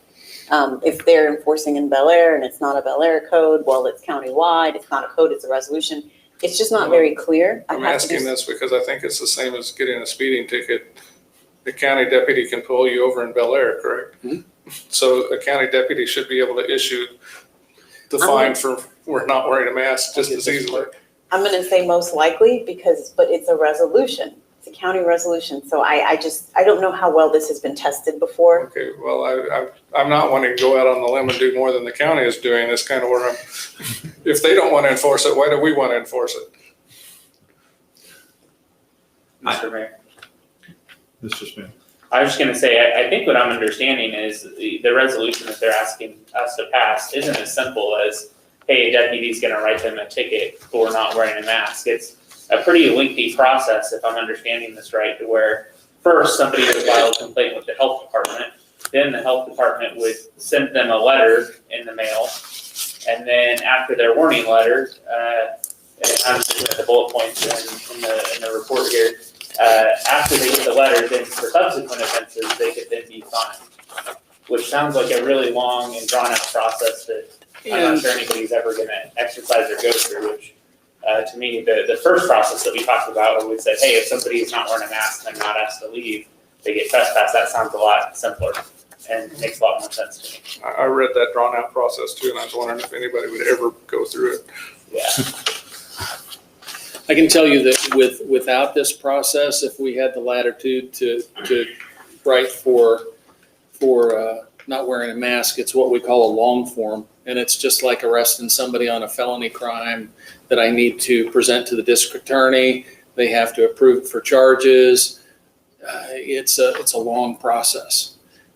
My understanding is if we adopt a resolution, we would go out to a location, and if somebody refused to leave, refused to wear the mask, if they're that difficult person that I was discussing, we would be able to take a notice to appear from our existing stack, write in there the violation of the county resolution, and serve them a notice to appear in court for that violation right there without the long process. Correct. Okay. Mr. Mayor? Mr. Schroeder. Chief, and of course, if we were to pass this and put this as a tool in your potential toolbox, this does not mean you're running around trying to catch people, right? I mean, this is not going to change your behavior much at all. Is that correct? I see people speeding a little over the speed limit every single day. Right. And I can guarantee you, I don't write each and every one of them a ticket for doing so.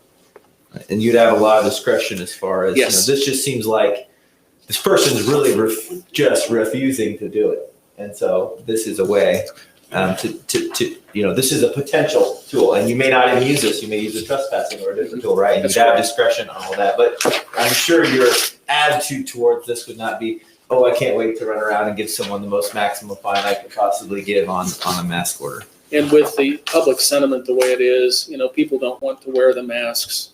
I understand. It's not something that we're going to go look for. But those special situations, those special people who may be hacking and coughing when they go into a business and refuse to leave, scaring the other customers, that could be the person that we would write. Okay.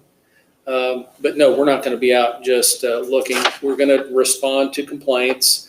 I anticipate that we will have a number of our citizens see people out walking their dogs without a mask, and they'll call. See mothers in the park with their own children, and they will call, because that is the nature of people. And we've seen things like that before. And we'll have to evaluate those situations, those calls, each as an individual dynamic with its own set of facts. And I would add to that, this would apply to Chief and his staff and also county code enforcement officers as well. So if a county sheriff or county code enforcement officer were called or were here, they would be able to do what they thought was appropriate in that situation under the resolution as well. Another question, does this have a sunset? What if the county changes their resolution? Do we automatically follow along whatever they do, or do we have to recommit? So the agreement goes through 30, it can be terminated at any time with 30 days notice. The agreement that would bring us into enforcement. The county resolution, I not recall. I think it goes through the end of the year, but he could easily change that. And as far as I know, he's already changed it since this order first came out. It was changed. Well, the resolution applies more broadly, more permanently. Though the specific local health order for the COVID mask requirement expires in December, this, as it's written, would remain in place. So it would become like, okay, so if the county discovered something was better, like maybe instead of masks, maybe face shields or gloves, they could enforce those. So this is a long-term agreement to allow the county to enforce health orders in Bel Aire. So more broadly. this is that broad that it could morph into other requirements, not just masks? It's not specific to masks. It's to enforcing local health orders. It's trying to create a mechanism to not have to do this every time. In the county's point of view, don't have to do this every time something changes. And that's what I was mentioning. You know, if you have a large venue, and we have a couple, and somebody is in violation, they can come in and assist us. And it's not about wearing masks, it's about gatherings. So it's not just masks. But if the mask mandate goes away in December, as far as the masks go, there's no enforcement anyhow. So it's a toothless resolution at that point, or adoption at that point. But if they reinstitute it and it's good for a year, and it refers to the order of the health officer, then it is alive again. Am I correct? Okay. My gut tells me we're going to see this for a while. I don't think it's going away at the end of December. That's my gut feel about it. I understand City of Mays declined to pass this type of resolution. I've heard rumors about other cities, but I don't know that any other cities have acted on these yet. Wichita probably will pass it if they've considered it. I don't know. What I heard where from they are. Wichita is that they considered it unenforceable. Oh, did they? No, they didn't. I had not heard. Somebody from the city said that. I don't know that they have actually taken a vote whether to go along with it or not. Mr. Mayor, the city of Wichita was not able to meet today because they had another obligation. So they have not actually, this has not come before the Wichita City Council. So Okay. I don't. This was a news report. Yeah. They interviewed somebody and she said that. It was unenforceable. And the court, from what I'm seeing here, this resolution, it says, and I don't have to keep track of which one of these came from which person here. There's a lot there. It says this order shall automatically terminate 1 year from blank unless extended by the city of Bel Aire. Is that the one that the Sedgwick County offered? Because that does seem like a sunset clause, or is this an alternative? That's the resolution. So that's the resolution that would is being considered by this body. So if that's the resolution, then it absolutely does have a sunset clause, and we could make that sunset clause 1 year from, January of this year, right? And have it end in January of next year by doing that. So it does look to me like it absolutely does have a sunset clause. Right. Am I right? Correct. And I actually put two options in there for you. That teal language is just an alternative, whether it's 1 year or, I think there's another, I can't remember what the language is. I'm sure I can look at my copy. In addition to that, on page 2 of this one. Okay, on part 8, at the bottom of the page, that's either party to the agreement shall have the right to terminate upon notice to the other. I would not personally consider it without there being an automatic sunset, meaning it will end unless we vote on it again. I wouldn't consider it any other way. I agree to that. Mr. Mayor, Mr. Smith. question for the chief. You mentioned something about the large venues here in Bel Aire, and if you need support from the county or from other departments, this helps you. Without this, are you not able to rely on resources from like the sheriff's office or from other departments if you need more officers or more help at those venues? I don't have the authority to shut down, at least I don't believe, I've got the authority to shut down a venue for this type of health violation. I could probably try it and see how it goes, but I would prefer to have the health department involved in that, the county health department involved in that. So we're seeing a situation, let's say, Wichita Hoops has a tournament that is clearly totally not okay. You don't think you currently have the ability to stop them with that, and you would like the county to be involved with that if something like that were to happen. Is that right? That's correct. Mr. Mayor, Mr. Smith. do you have any thoughts on that, Jackie? I would ask for an executive session for 10 minutes and just for attorney-client and have, if someone would be willing to make that motion and have the city manager, the city attorney, and the police chief attend. Mr. Mayor, Mr.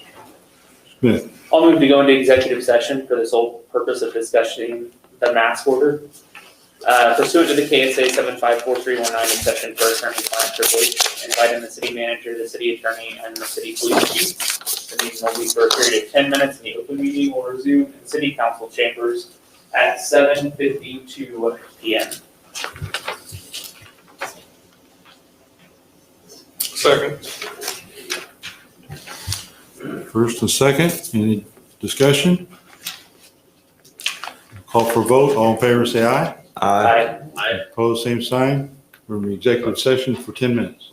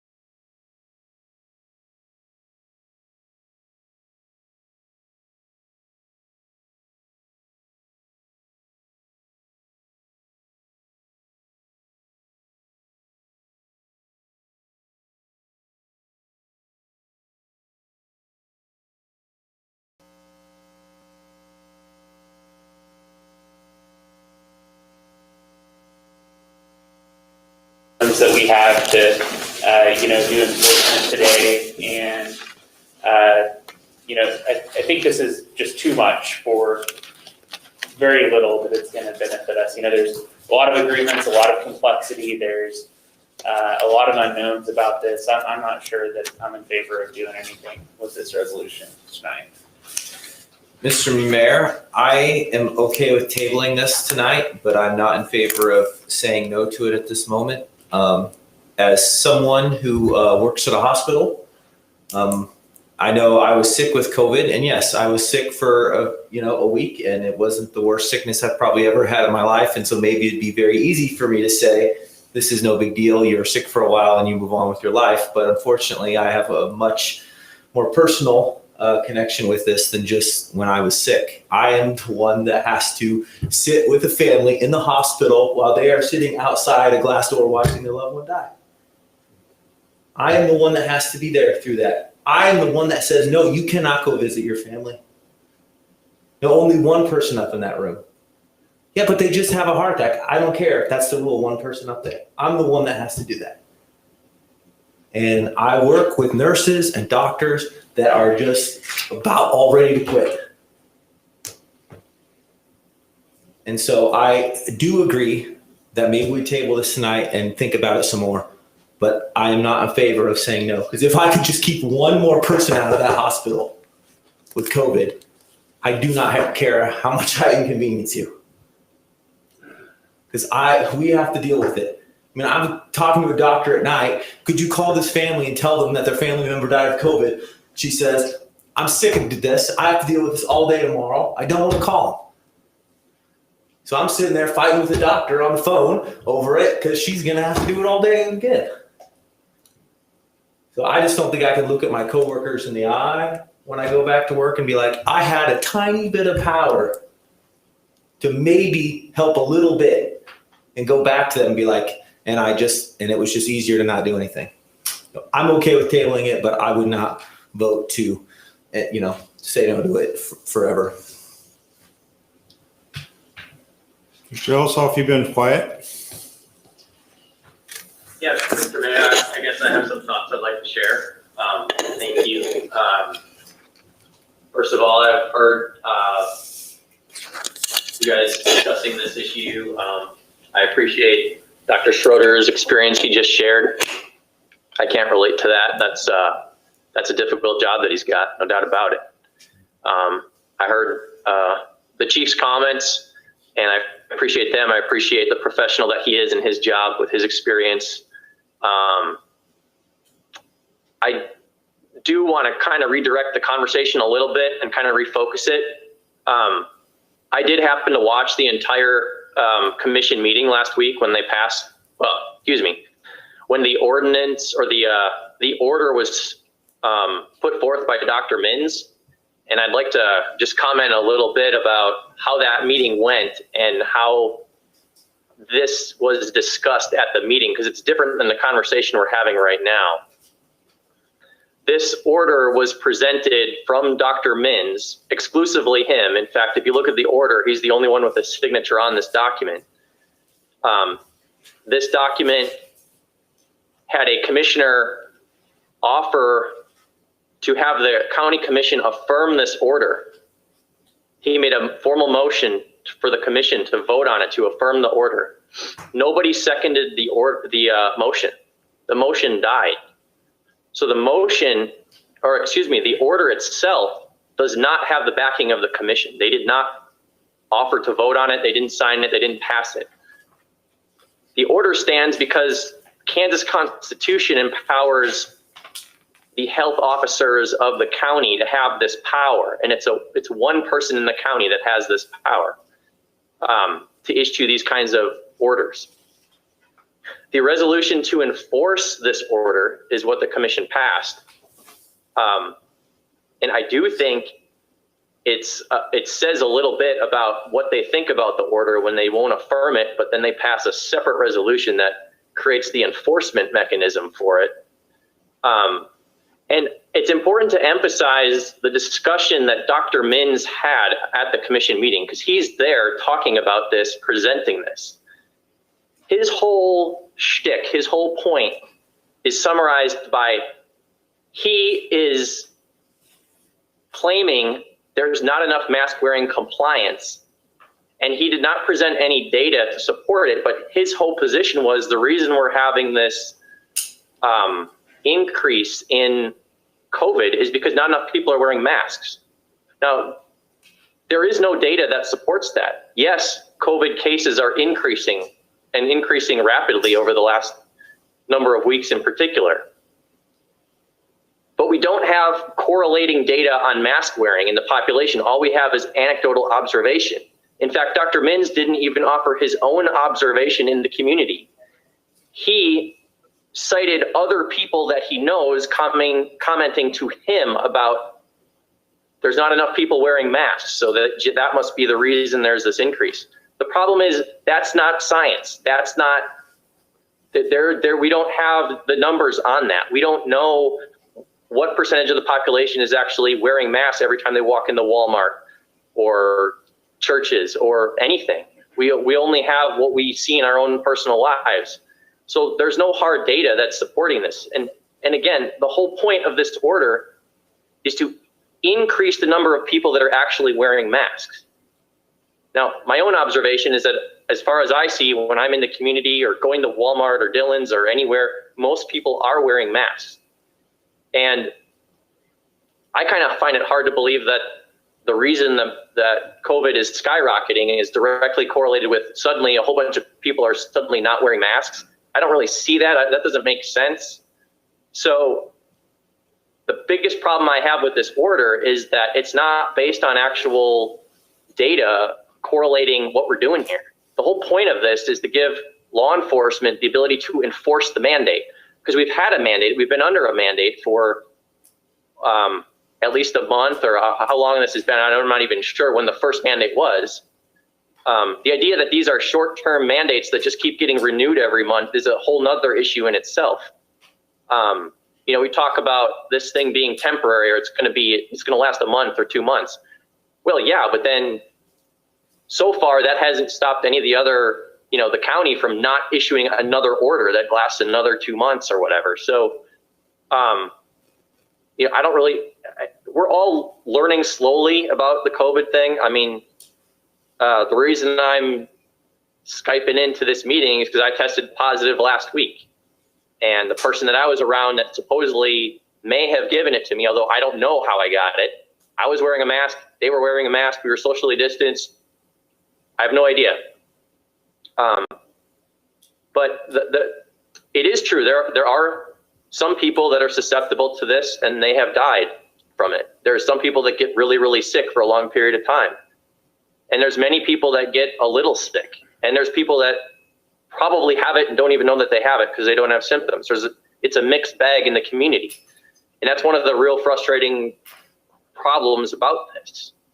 But I certainly don't support an enforcement of the mandate. And let's talk about what this enforcement is. It's a $250 to $500 fine for not wearing a mask. Now, in my view, that's excessive, and that is, I don't think we need that enforcement mechanism. I don't think there should be that kind of mechanism for this kind of activity. The fact that there's a mandate, okay, fine. But it seems like the most responsible thing to do is to wear a mask amongst other people. I mean, that seems to be what is trending, but we just don't have hard facts and data about it. We don't know if everybody in the community 100% of the time wears their masks, how much are we protected against the virus? We don't even know that. We have kind of anecdotal data, but we don't have hard science data about that. And, the mandate is one thing. Enforcing the mandate was one of the kind of the complaints in the discussion at the commission was, hey, we've been making these mandates, but there's no enforcement mechanism. And so now they wanted to create this enforcement mechanism. And I just don't think we should be a city that adheres to this kind of policy. I mean, Dr. Minns literally said, we need to do something. That's the worst reason for any government to do anything. We need to do something. That's not a good enough reason. Sometimes it's hard to do the right thing and to not to not make a law, to do nothing. Sometimes is the best action for a government body to make, especially when we don't have the hard data in front of us, especially when we don't quite know what's the right thing to do. I mean, there's some information that maybe wearing goggles is a good thing to do on top of masks, because the virus could enter into your eyes or even through your ears. There's things that we just don't quite understand yet.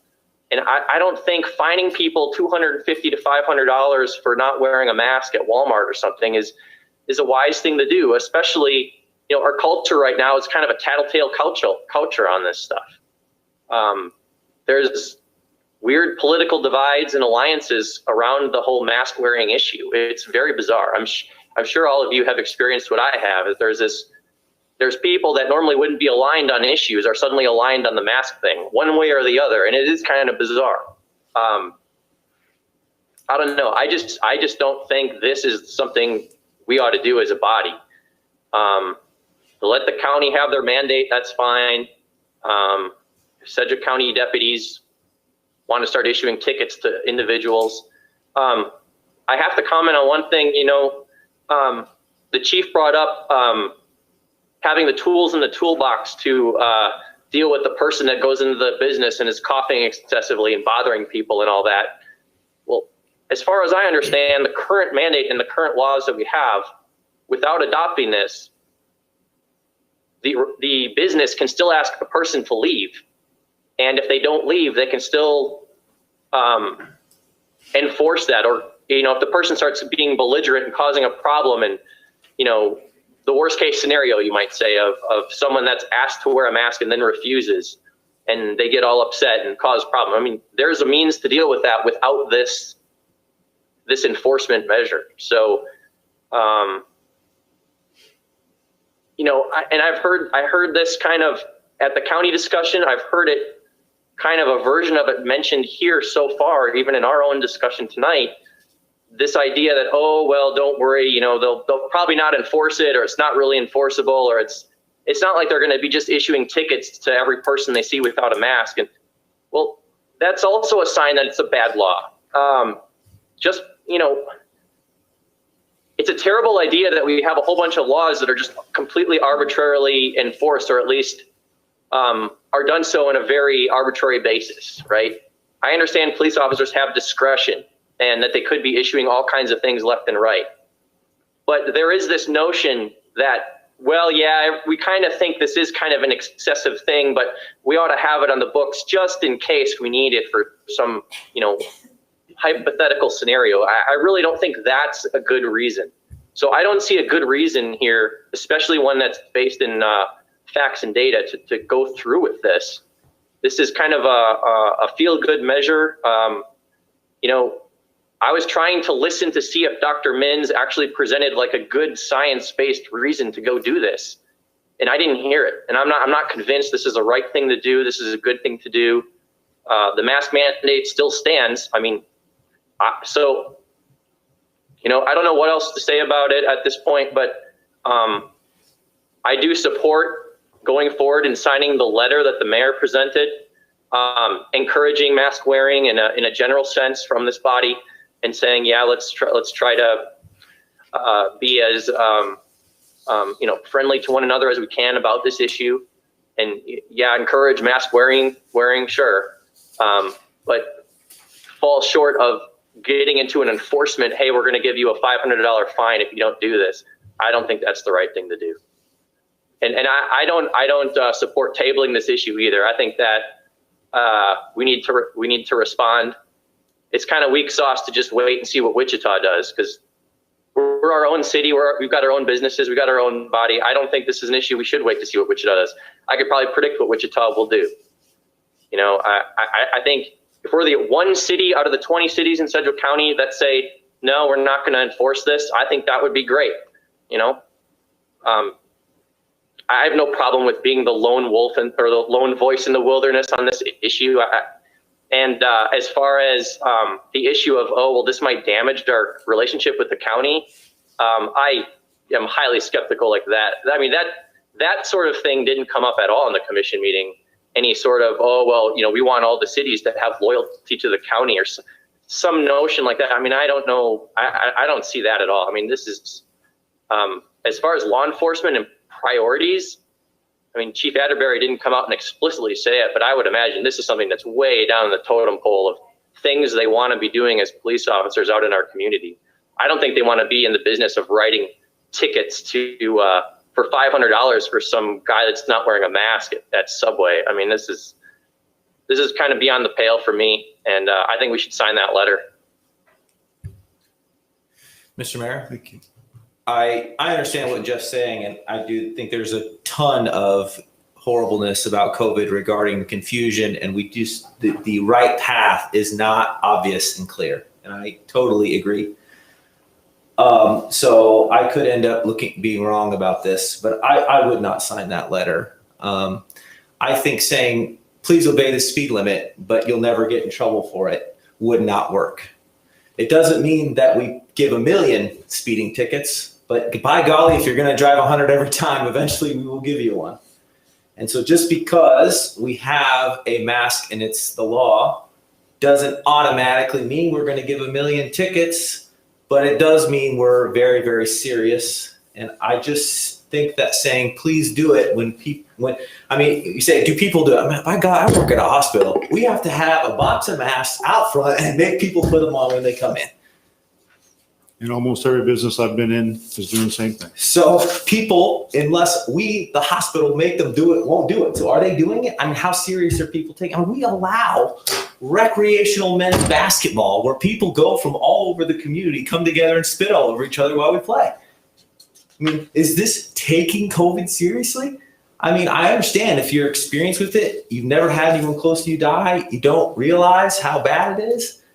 But man, I have to watch people die. And it's one thing for them, nothing they could do or whatever, but when it's like, maybe there would be something we could do to prevent this, it's pretty tough. And the one of the person that died, man, he was an older guy. He avoided everybody. But he had to go into the co-op to pay his freaking bill. And when he went there were 6 guys in there not wearing a mask. And guess what? I was with his family when he died.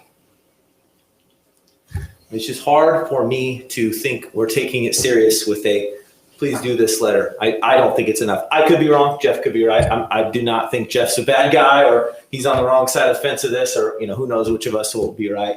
It's just, with my personal connection and having to see how the horribleness that I do, I just don't think this is strong enough in my opinion. Okay, thank you. Ms. Nguyen, you've been quiet about this. Do you have anything to weigh in on this? Well, again, I've spent quite a lot of time in the hospital recently. I have to wash my hands with the sanitizer every time I walked in. The other thing that must always ask is there anybody else in the room? Councilmember Nguyen, can you turn on your microphone? Could you get to the mic? Yes, please. And I understand why they ask that, because the more people in the room, the more germs are going to be generated. But if the people in that room are your family and what have you, they probably need to be there, no matter what the outcome is. I don't think this is city business.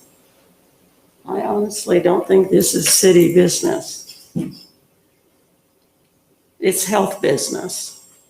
And whatever we do is going to be wrong, pretty much. Because there isn't a right answer.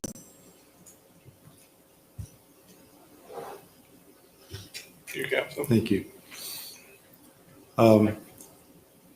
So just, I'm kind of in the same camp as Mr. Elsoff and Ms. Nguyen in that I think that we would not be wise to pursue this. I understand the issue of the people dying, and that's tragic and it's sad, and wish it wasn't that way. We do know 97% of the people that get this virus don't even go to the hospital. Okay. But that's what's happening is the 3% are overwhelming the hospitals, and that's really bad. That's really tragic. Okay. I recall Jesus going to get the sheep when the one sheep when the 99 were still okay. All right. Yeah. And I'm not trying to say that that's okay. I'm not excusing that at all. But I do agree that we don't have the science behind this to make this kind of a decision. And we hear that a lot of you got to follow the science. But in what I'm seeing, I don't think the science is there. I didn't vet it, but I did see a graph that said that those counties in Kansas who are mandating masks have double the increased rate of those counties that haven't mandated masks. I don't know if that's valid. And I don't want to tell you that that's a valid analysis because I've never vetted it and I wouldn't. But it is something that somebody put out there, okay? Just so you're aware of it. But I do think there's you have the carrot and the stick, okay? And the reason for the drafting of the letter was to be the carrot, to encourage people to continue to wear the mask. No, it isn't making them doing it, but it's if you say, hey, thank you for doing that, that makes a world of difference, not just for the person that's doing it, but the people around them that aren't doing it. They hear that and they say, oh, maybe I ought to do that. Now, not everybody's going to say that. I get it, but it changes the attitude that people have towards things. And I think it's much less of a stick and hammer on people to encourage them to say, I really appreciate you doing that. And I wear masks whenever I'm out in public, unless I make a mistake and forget. I have gotten out of my car, forgot, had to go back to the car to get the mask. But I do try to do that all the time, and I encourage everybody to do that. And that was the reason behind the letter, is to say, hey, this is what we're thinking, or at least I'm thinking. If you want to go along with it, that's great. If not, that's okay too. It was just a proposal out there to be considered. So, but that's kind of my view. I am not a big fan of government trying to put in new rules, especially when we don't have data that says that's the right answer, and we don't. We could be making a horrible mistake, and it could be masks are just a horrible thing to do. I don't think that's true, but we don't have the data to tell us one way or the other. Okay. Mr. Mayor, what data would you accept? Well, I would like to see if we collect some data along those lines, but we haven't been able to get the people who have access to collecting data doing that. I've asked our own county commission people, Adrian Byrne, if she would give us a better data collection on when they changed the rules about when you start change the rules on getting testing. They didn't do that. They never separated that data. You can't tell what data out there is a mix of different rules for testing. That's a big difference. That's a huge difference if you studied statistics to any degree. You understand that you just changed the whole data set when you changed the rules for getting tested, and we've lumped them all together. So we polluted the data. That's unfortunate, but that's what happened.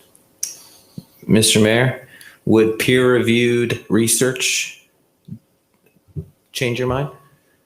Yes, if we saw that. All right. Because I haven't seen it, but yeah, if we had peer-reviewed research that said this really makes a difference, yeah, that would be great. Mr. Mayor, Yes, Mr. Smith. in my mind, what we're considering isn't really about whether people should wear masks or not. I support wearing masks. I wear a mask. I strongly encourage everyone to wear masks because even if we're unsure about how effective they are, I think most people agree that they have some effect. Most professionals agree that I think that they have some effect. There's a question about how effective maybe. Right. But generally, I don't think anybody's saying it's a bad thing to wear a mask. And so I think it's a great thing to do. There is a health order out there that Dr. Menz signed that applies regardless of anything that we're doing here tonight. What we're talking about, I think, is whether or not we want Sedgwick County to come into Bel Aire and do new enforcement in new ways of this mask order. And I think that's really the scope of what we're talking about. And in my mind, that's a completely different issue from whether or not people should wear masks. And, when I'm thinking about this, I just don't know that we have the need for that additional help from Sedgwick County, or the need to introduce that additional complexity into our system of how we go about enforcing our laws and start negotiating additional agreements with Sedgwick County and jumping through all of those hoops. And so when I've said that I'm not in favor of doing anything here, it's not because that I don't think COVID is serious, because it is. I know people are dying, and I fully connect with Councilmember Schroeder's comments and his sentiment there. I just don't think this specific thing is something that we should be looking at tonight. Back to me. I believe masks are helpful. Not all masks have the same amount of help. It depends on what they're made out of. I'm not even sure the one you have on is really that helpful, to be honest. It depends on the particulate size it filters out. If both people are wearing masks, it's better than one person wearing a mask, which is better than no people wearing a mask. I will also comment, when Wichita had their ordinance with a penalty attached, I don't know that they wrote a ticket to anybody, but when I go into Walmart, I didn't see anybody without a mask. As soon as that order expired, I started seeing a lot of people in there without masks. And I agree, I don't want us to be using law enforcement to enforce masks. I would have hoped, although I've been proven wrong, that our citizens were more polite to each other and they would have just done it out of basic regard for humanity. They'd all be wearing masks.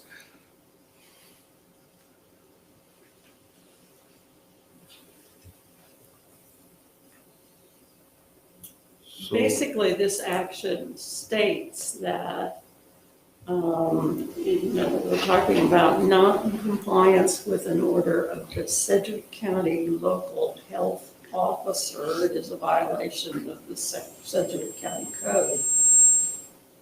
There's already code in Sedgwick County to take care of this. Is what I'm reading into that.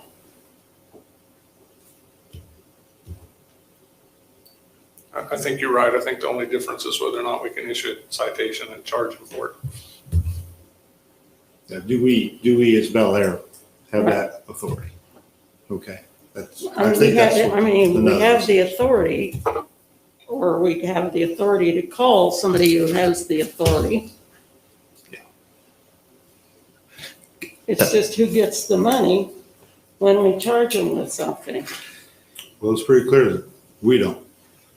The county gets that money. That's what Right. the agreement said. Well, and I bet if you call down there, they're not issuing very many tickets either. Mr. Mayor? Councilman, so you talked about maybe this is not the direction to go as far as this county thing, and I would be totally open to another option or another way of thinking about it, but I'm worried our other option or other way of thinking about it is let the hospital suffer. Do you have anything that you think we could do that is not just let the hospital suffer? Or you just think the government there's just nothing we can do? Or do you think there's another option we can do that would be better than this one? Mr. Mayor. Mr. Smith. Just to respond to that, I think some of the things that the mayor's proposing around continuing to encourage the mask wearing, I think our staff and at city events, we're doing that. I know masks are being handed out when we see that people are not wearing them. I feel like the city is doing what it can at this point. The city of Bel Aire, that is, right? Because all we can talk about is what the city of Bel Aire can do. And, we have a limited scope of what we can do as a city, and the population that we serve is smaller than others in the area. And so I think, we're doing some of the things that we can to encourage the mask wearing and to fight COVID. I do know that the numbers are going up, almost 25% of cases tested or testing positive. That's really bad. It's really, really high, compared to even when there was the broader shutdown, this is significantly higher. And I don't know what the right answer is there. I don't think that doing this is going to make will make any difference in that number. One thing the chief said, and I'm not trying to put words in his mouth or anything at all like that, but he said when he was at election that people said, well, these people weren't wearing masks, and so he asked them to wear a mask. I don't know if you caught on to it, but this order specifically excludes elections. So, I mean, I'm glad those people paid attention to it and put the mask on, but they were doing something they didn't have to do under law, but it was good they did it. I'm glad they did it. It's good they did it, but I'm really perturbed that they had the mask with them and they weren't wearing it. That is What kind of kind bothersome. of attitude is that? That's kind of bothersome. I agree. Mr. Mayor, I think that example that the chief gave was a great one. And, to the extent that our police officers are out in the community and they see people that aren't wearing masks, a simple, hey, would you mind putting a mask on? Or, hey, I have a mask I can give you if you don't have one, would be great. And I think that's stuff that they're already doing, as the chief pointed out right there. Very positive. I don't know that there's a lot more that we can expect them to do at this point. Okay. Well, I don't know if we've talked this to death and ready to move on and make anybody have a motion they would like to make on this, or where we want to go with this.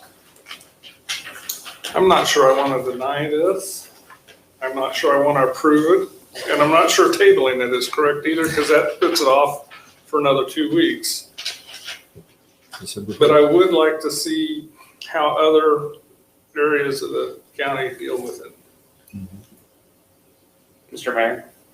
Mr. Smith. I'll throw a motion out there. I'll move to deny a resolution establishing that non-compliance with an order of the Sedgwick County local health officer is a violation of the Sedgwick County Code.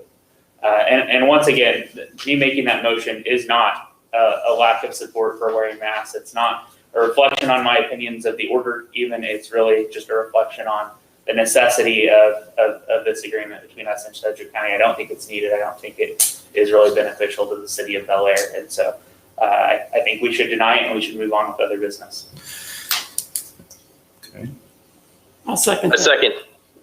2 seconds. So I'll take Mr. Elsoff. Not that I'm trying to take a favorite. I just don't know. I gotta take somebody. So, Mr. Mayor, I will certainly vote against this, but not because I think this particular resolution of the county is amazing, or there couldn't be improvements, or there wouldn't be other ways to thinking about it. But it seems like the city of Bel Aire's current stance on this is we're done with it. And that is the easy route to take. And I just disagree with that. I think governing's crappy. It's hard. And we are choosing here tonight to not do so. any other discussion? Well, I think maybe it's a challenge to bring back something that's better. And I think we should certainly consider other options if others have better ideas.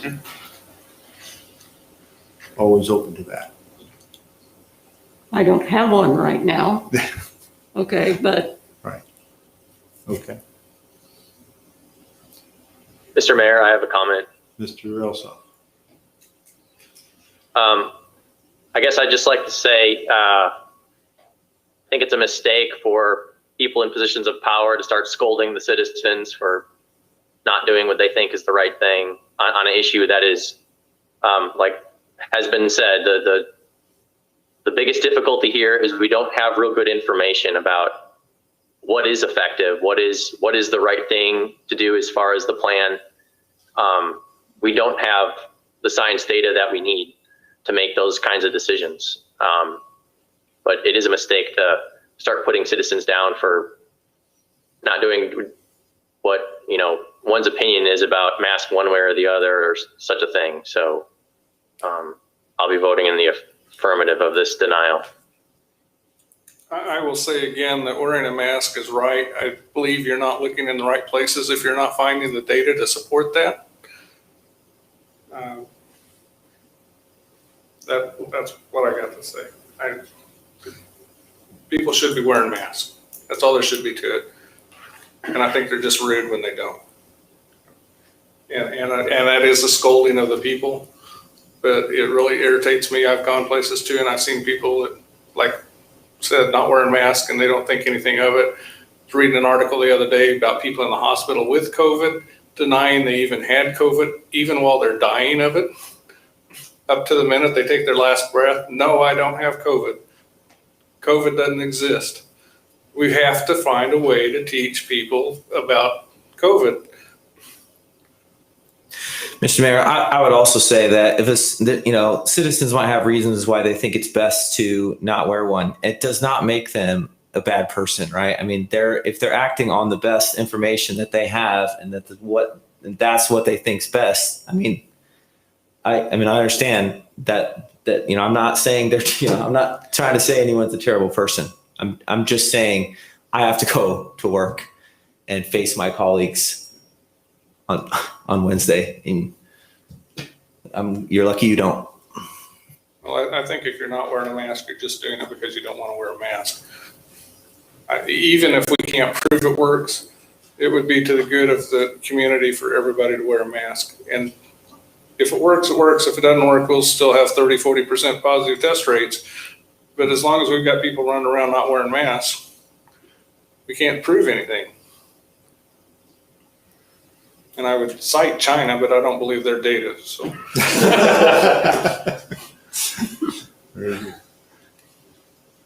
I mean, if the highest states with positivity rates are South Dakota, North Dakota, Wyoming, where people are not wearing masks.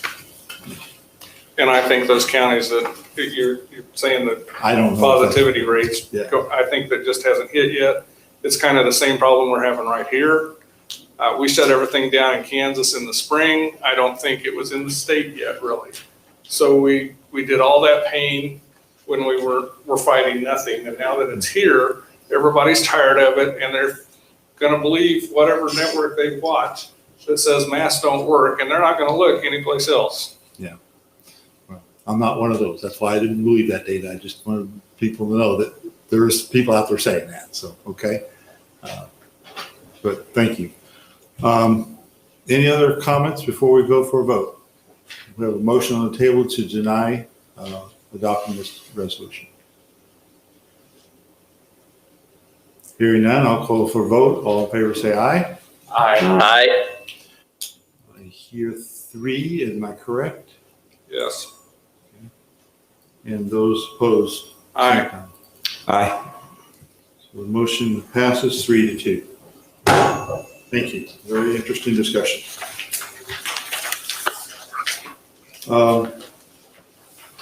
Item F, I learned yesterday that Mr. Elsoff's term with the CCUA is expiring next month. So I did communicate with Mr. Elsoff, and he said he's willing to serve another term on the CCUA unless there's other council members that would like to serve. So I would certainly open that as an option. Councilmember Elsoff, Justin Smith, and myself are currently on the CCUA board. And so we could consider another council member, or we could reappoint Mr. Elsoff. Mr. Mayor, Mr. Schroeder. I'll make a motion to confirm the mayor's reappointment of Jeff Elsoff to the CCUA board. I'll second that. First and second, any discussion? Yes. How long is the term, and when are each of your terms expiring? City manager, do you know the answer to that? I think it's 3 years, but do you know for sure? City attorney? I think it's 2 years or runs with your term. I'm not sure which. So like for the mayor, his would run for his term because it's 2 years. But Jeff and Justin, I'm thinking that it's 2 years. So you could be appointed twice in your 4-year term. Okay, And I think the reason that Council Member Elsoff is off is because originally Ken Lee was on the board, and Councilmember Elsoff and the city council wanted to have all three board members basically. So Ken Lee resigned, and then Jeff went on. Jeff filled a vacant term then. Okay. I didn't remember that, but okay, that's fine. I Mr. Smith. think I actually filled Mr. Lee's spot, because I've been on there the shortest period of time. Okay, so then, So I'm not actually sure how long the terms are for. We probably, We I probably, think we don't we get need that. to know that, but I don't know that, so. I thought it was 2 years, but I don't remember it. Have you been reappointed at any time? Do you know? Sorry. Do you know if you've been reappointed at any time? Do you just I appointed? thought I was, but it might have been a couple years ago. Okay, all right, very good. All right, so we should know that. I don't think I have any information Mr. Mayor? that you gave me previous on terms. That wasn't one of them. I don't think. I'll check. Yes, Mr. Sherman. I always appreciate Councilman Elfsoff's report from the CCOA board. I think he's done a super good job. And as far as I'm concerned, no matter how long he's served on there, as far as I can tell, he's doing great. I know Councilman Welch isn't necessarily suggesting anything, and probably a curiosity question, but I think Councilman Elfsoff does a super good job. And I think he always has very good thorough reports. And so I'd love to see him on it again. Yeah, I intended to vote for him. I'm just curious if anybody else is coming up. It is something we need to learn. It's not on my sheet of commission, so I don't know. It really doesn't, it's not that pertinent to this question. So. One of the great things I think that Mr. Elsoff brings to that board is his engineering background. He knows a lot of stuff about engineering and design, and he is really a very great contributor in that respect. So we have a motion and a second. All in favor, say aye. Aye. Opposed, same sign. Mr. Mayor, I abstained from the vote. That's what I was wondering, if you abstained or if you voted. So thank you. Okay, I have a motion of 4-0, or motion passes 4-0-1.